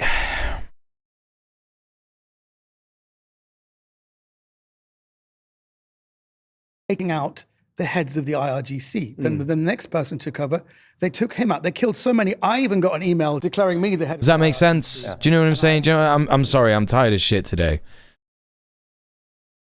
I'm tired of shit today. I'm sorry. I'm sorry if that was like a bad explanation, but I'm so fucking tired and I've got a headache, so I'm not. Because I wasn't quite happy with their workplace security arrangements. So that was a little joke I've been doing. But people in Iran were kind of cheering that on. Okay, cool. No, all the oppression comes from the IRGC. Thousands, hundreds of thousands of all the oppression comes from the IRGC. Okay. In Iran, because the IRGC. Okay. So when you're killing those people, I'm speaking for the people of Iran. This is not. I'm just saying this is not me, but I'm saying they were kind of cheering it on. So I'm not saying I never would stand up for war, but if there is some kind of military action which would, I would say, neutralize the threat of the people who are actually killing the people on the ground right now, young people, young girls, teenagers, if that was to be stopped somehow, I would think the people of Iran they wouldn't say no. And just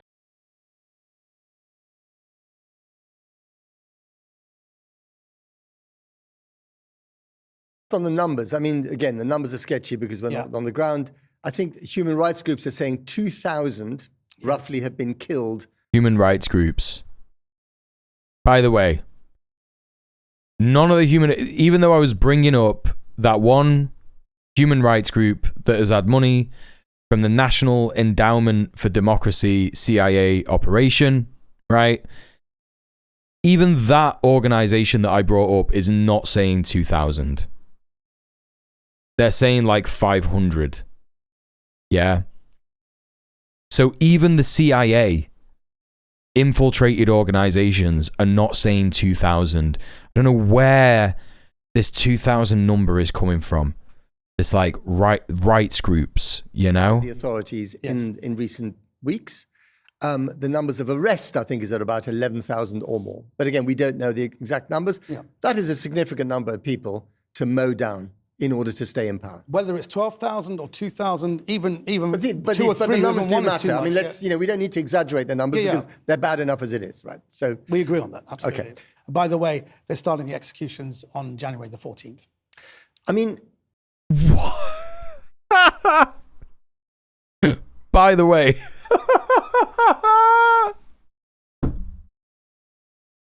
By the way, they're starting the executions on January the 14th. Okay, this is stupid for like a number of reasons, right? This is stupid for a number of reasons because like what he's implying here is that they, you know, like again, I'm extremely critical, you know, of Iran and the death penalty in particular, but it, you know, it's not for me to say, right? It's Western chauvinism to be like this country or this brown country ought to sort its shit out, right? You just kind of play into imperialism if you do that stuff. But yeah, like, you know, if someone tells me that a fucking a country does the death penalty, I'm like, yeah, of course I disagree with that. Just fundamentally, I disagree with the death penalty. I think it's bad. Fundamentally, I disagree with the police. Fundamentally, I disagree with the military. We don't live in a world where you could just like get rid of all of that stuff overnight, you know. And fucking like, it is simply, right? It is simply far too easy for people like this to just say they're starting the executions. They're starting the executions on January the 14th. Iran does executions all the time, right? They do it all the time. To say they're starting the executions on January the 14th, it's just like it's completely absurd. It's this idea that like, oh yeah, they're gonna like get, you know, a bunch of people and shoot them up against the wall on January the 14th. Who knows how many people that's gonna be? It's playing into this idea of like, oh, this 12,000 number, yeah, that's just gonna keep going up. It's gonna go up and up and up and up and up. They've killed gajillion, barillion, gajillion, marillion. One of the problems, you know, I guess, with any revolution, one of the challenges is that you do need a unifying figure. Yeah. Right? So the Iranian Revolution of 78, 79 had Ayatollah Khomeini, who was... Wait, you've already gone over this. As the unifying figure, they used the network of the mosques and of course the Islamic Yes. State in order to organize The United States executes people all the time, correct. What is the unifying figure genuinely now, and what is the unifying structure? Is he? If he says Reza Pahlavi again, I'm gonna lose my mind because he's already spoke about that. He spoke about this 10 minutes in. Around which people can organize, some kind of, successful revolution against this regime. It's very clear that an opposition leader is emerging. It's Reza Pahlavi, who's the son of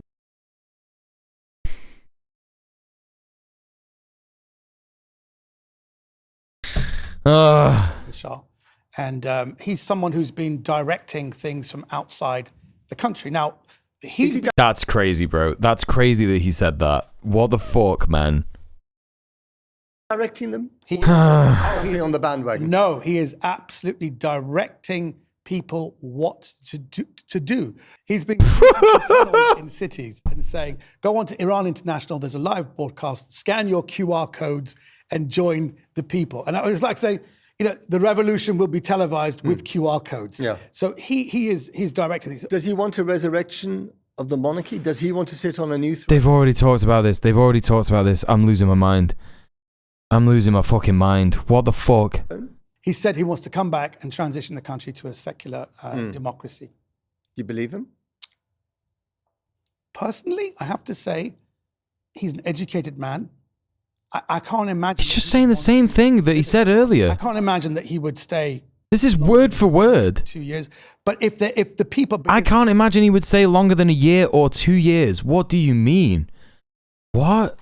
When they're on the ballot... He might get used to it. He might get used to it. And on the ballot paper, if people do want a monarchy, they will have to put that down. Like a constitutional monarchy that runs longer. This is just wish casting bullshit. What are you talking about?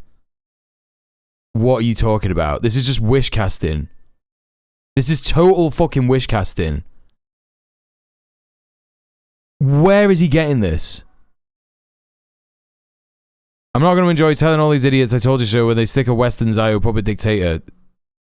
They won't care. Like, people like Omid Jalili and fucking Matt Frey from Channel 4 News won't fucking care. Do you have any reason at all to believe this guy hasn't been paid to say this shit? No. No one is immune to propaganda. He's just been propagandized.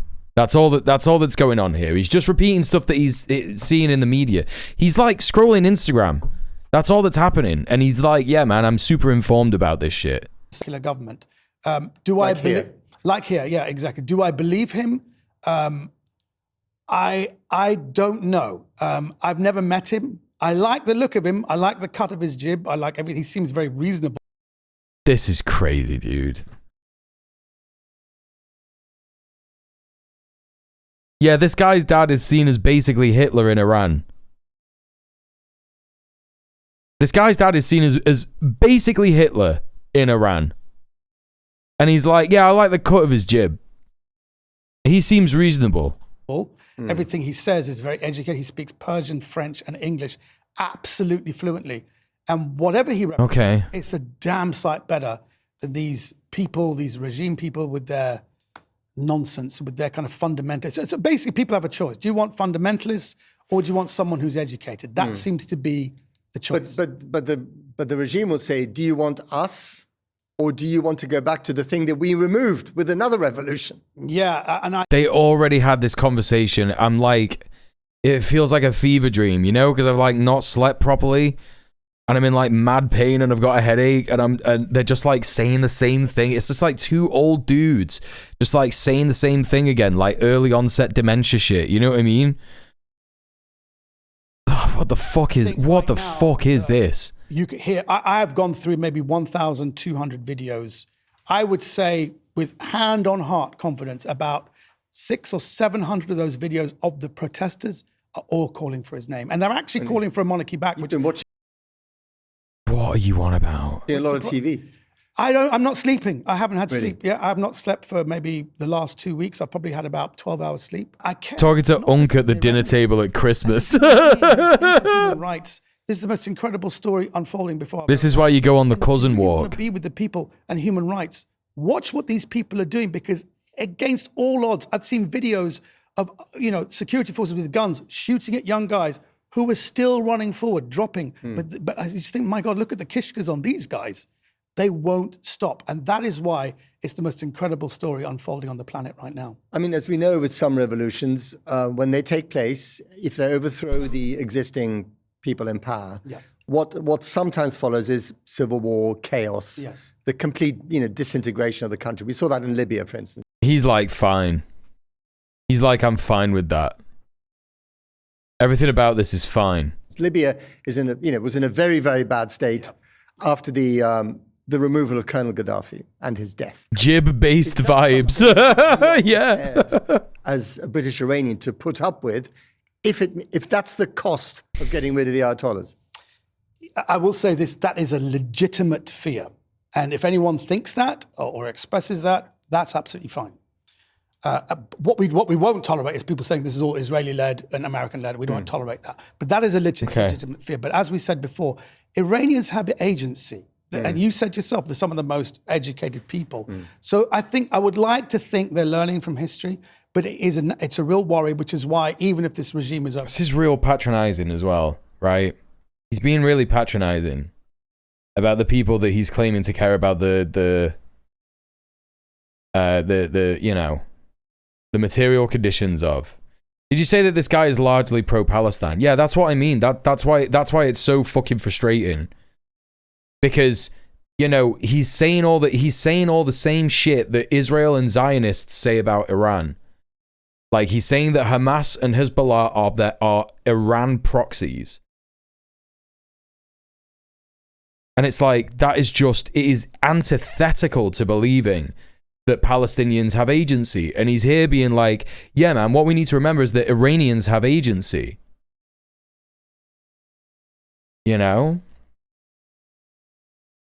Good night, Steph. Thank you for being here. Take it easy.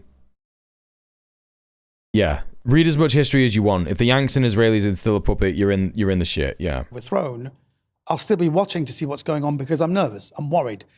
You don't know if the country will descend into chaos. You just don't know. If in 3 weeks' time or a month's time, the protests have died down, it may happen. I'm not saying it will happen, but it might happen. Are you still going to be watching every night? Are you still going to be, engaged with the same degree of interest that you are now? I will keep. Yes, if this drags, I'm in it for the long haul, basically. Whether even Tom Tugendhat, the Minister for Security, in the previous government, even Tom Tugendhat, the Minister for Security of the previous government, he said, "Look, the regime are gone. Whether it's announced in the next few days, next week, we wait until Nowruz, which is March 21st, or maybe at the end of the year. It's so I'm in it for the long haul, and it's just something I have to. I'm resigned to this. It's something I can't stop watching. And then if this regime goes, which we believe is an inevitability, I'll be an inevitability and doing what I can to help raise awareness, and hopefully they will have some kind of democracy. It's hard to see how any regime that governs by coercion more than by consent, and of course there are some people in Iran who still believe in the regime because their jobs depend on it, whatever. It's hard to see if you're just governing mainly by coercion that you can string this out. It's impossible. But it could be months, it could be weeks, it could even be years. And in that time, an awful lot of stuff can happen. I will say this, which I think is very, very important. Yes, there are a lot of people who are ruled by coercion, which is why I've been asked, as a member of the Baha'i faith, who've had a lot of persecution from the mullahs. You know about this, yeah. Yeah, from the mullahs and all this. But I will say this to the people of Iran, because they're talking about killing mullahs, they're talking about stringing them up from lampposts. I honestly believe a lot of those mullahs have to keep quiet and toe the party line. A lot of them don't believe in this nonsense. A lot of them could be great people. So I would ask the people of Iran, don't go around killing and burning mullahs, because a lot of them are probably, and we've seen some mullahs come out, they were saying down with this. Where is he getting this idea that people are saying like kill the mullahs and kill Khamenei and shit like that? Like where's he getting this from? Regime. This is it's just the same place he's getting everything from, right? Islam. And I think it's really... We've also seen protesters burn mosques. We've seen, but this is very important for people to know. The people of Iran have no problem with Islam. We have a problem with fanaticism and fundamentalism. And all my Muslim friends have said this is not Islam. Right. They're actually giving a terrible name to religion. So it is a bit of a self-defeating argument, because he's like, oh, the mullahs are all in charge. And he's like, yeah, a lot of them are just like, they're just doing what they're told, but they're actually sound. Like, what do you mean, man? I would like to say to the people of Iran, don't go around. It's like saying, like, Marjorie Taylor Greene is actually a secret communist. So, you know, when you do the second American Revolution, just make sure you, like, chill, yeah? No, I don't think he is, Comradesky. I genuinely don't. I just think he's a super propagandized old guy who is desperate for relevance, and, you know, Western liberal media struggles to get. His name is Omid Jalili. He's literally just a comedian. He's an actor. He's like a retired actor. I'm sure he does roles still. But Western liberal media struggles to get any kind of reasonable source for what is happening on the ground in Iran. And in fact, they're not that interested, right, in actually getting any quality reporting on what is happening in Iran. They're just like, yeah, whatever. You know? Randomly, I think a lot of the mullahs need to be brought to account, but don't kill them, because a lot of them have been paying lip service, because if they don't support this regime, they'll be killed by the regime. One more. I mean, President Trump has threatened. Wouldn't it be more akin to MTG's followers? No, because the mullah, who he's referring to as mullahs, are like people in positions of power. They're clerics who are in the government in Iran. MTG would be the mullah, right? And he might be the kind of, you know, the intervention that people like you, lots of Iranians, are yearning for. Yeah. At the same time, President Trump is also on the record with his actions and his words for tearing up, you know, human rights agreements. You know, he's just pulled the US out of 66 bodies, you know, many of them to do with the UN, many of them to do with human rights. Right. Are you confident that he's doing this, you know, for the sake of the Iranian people? No, of course not. Of course not.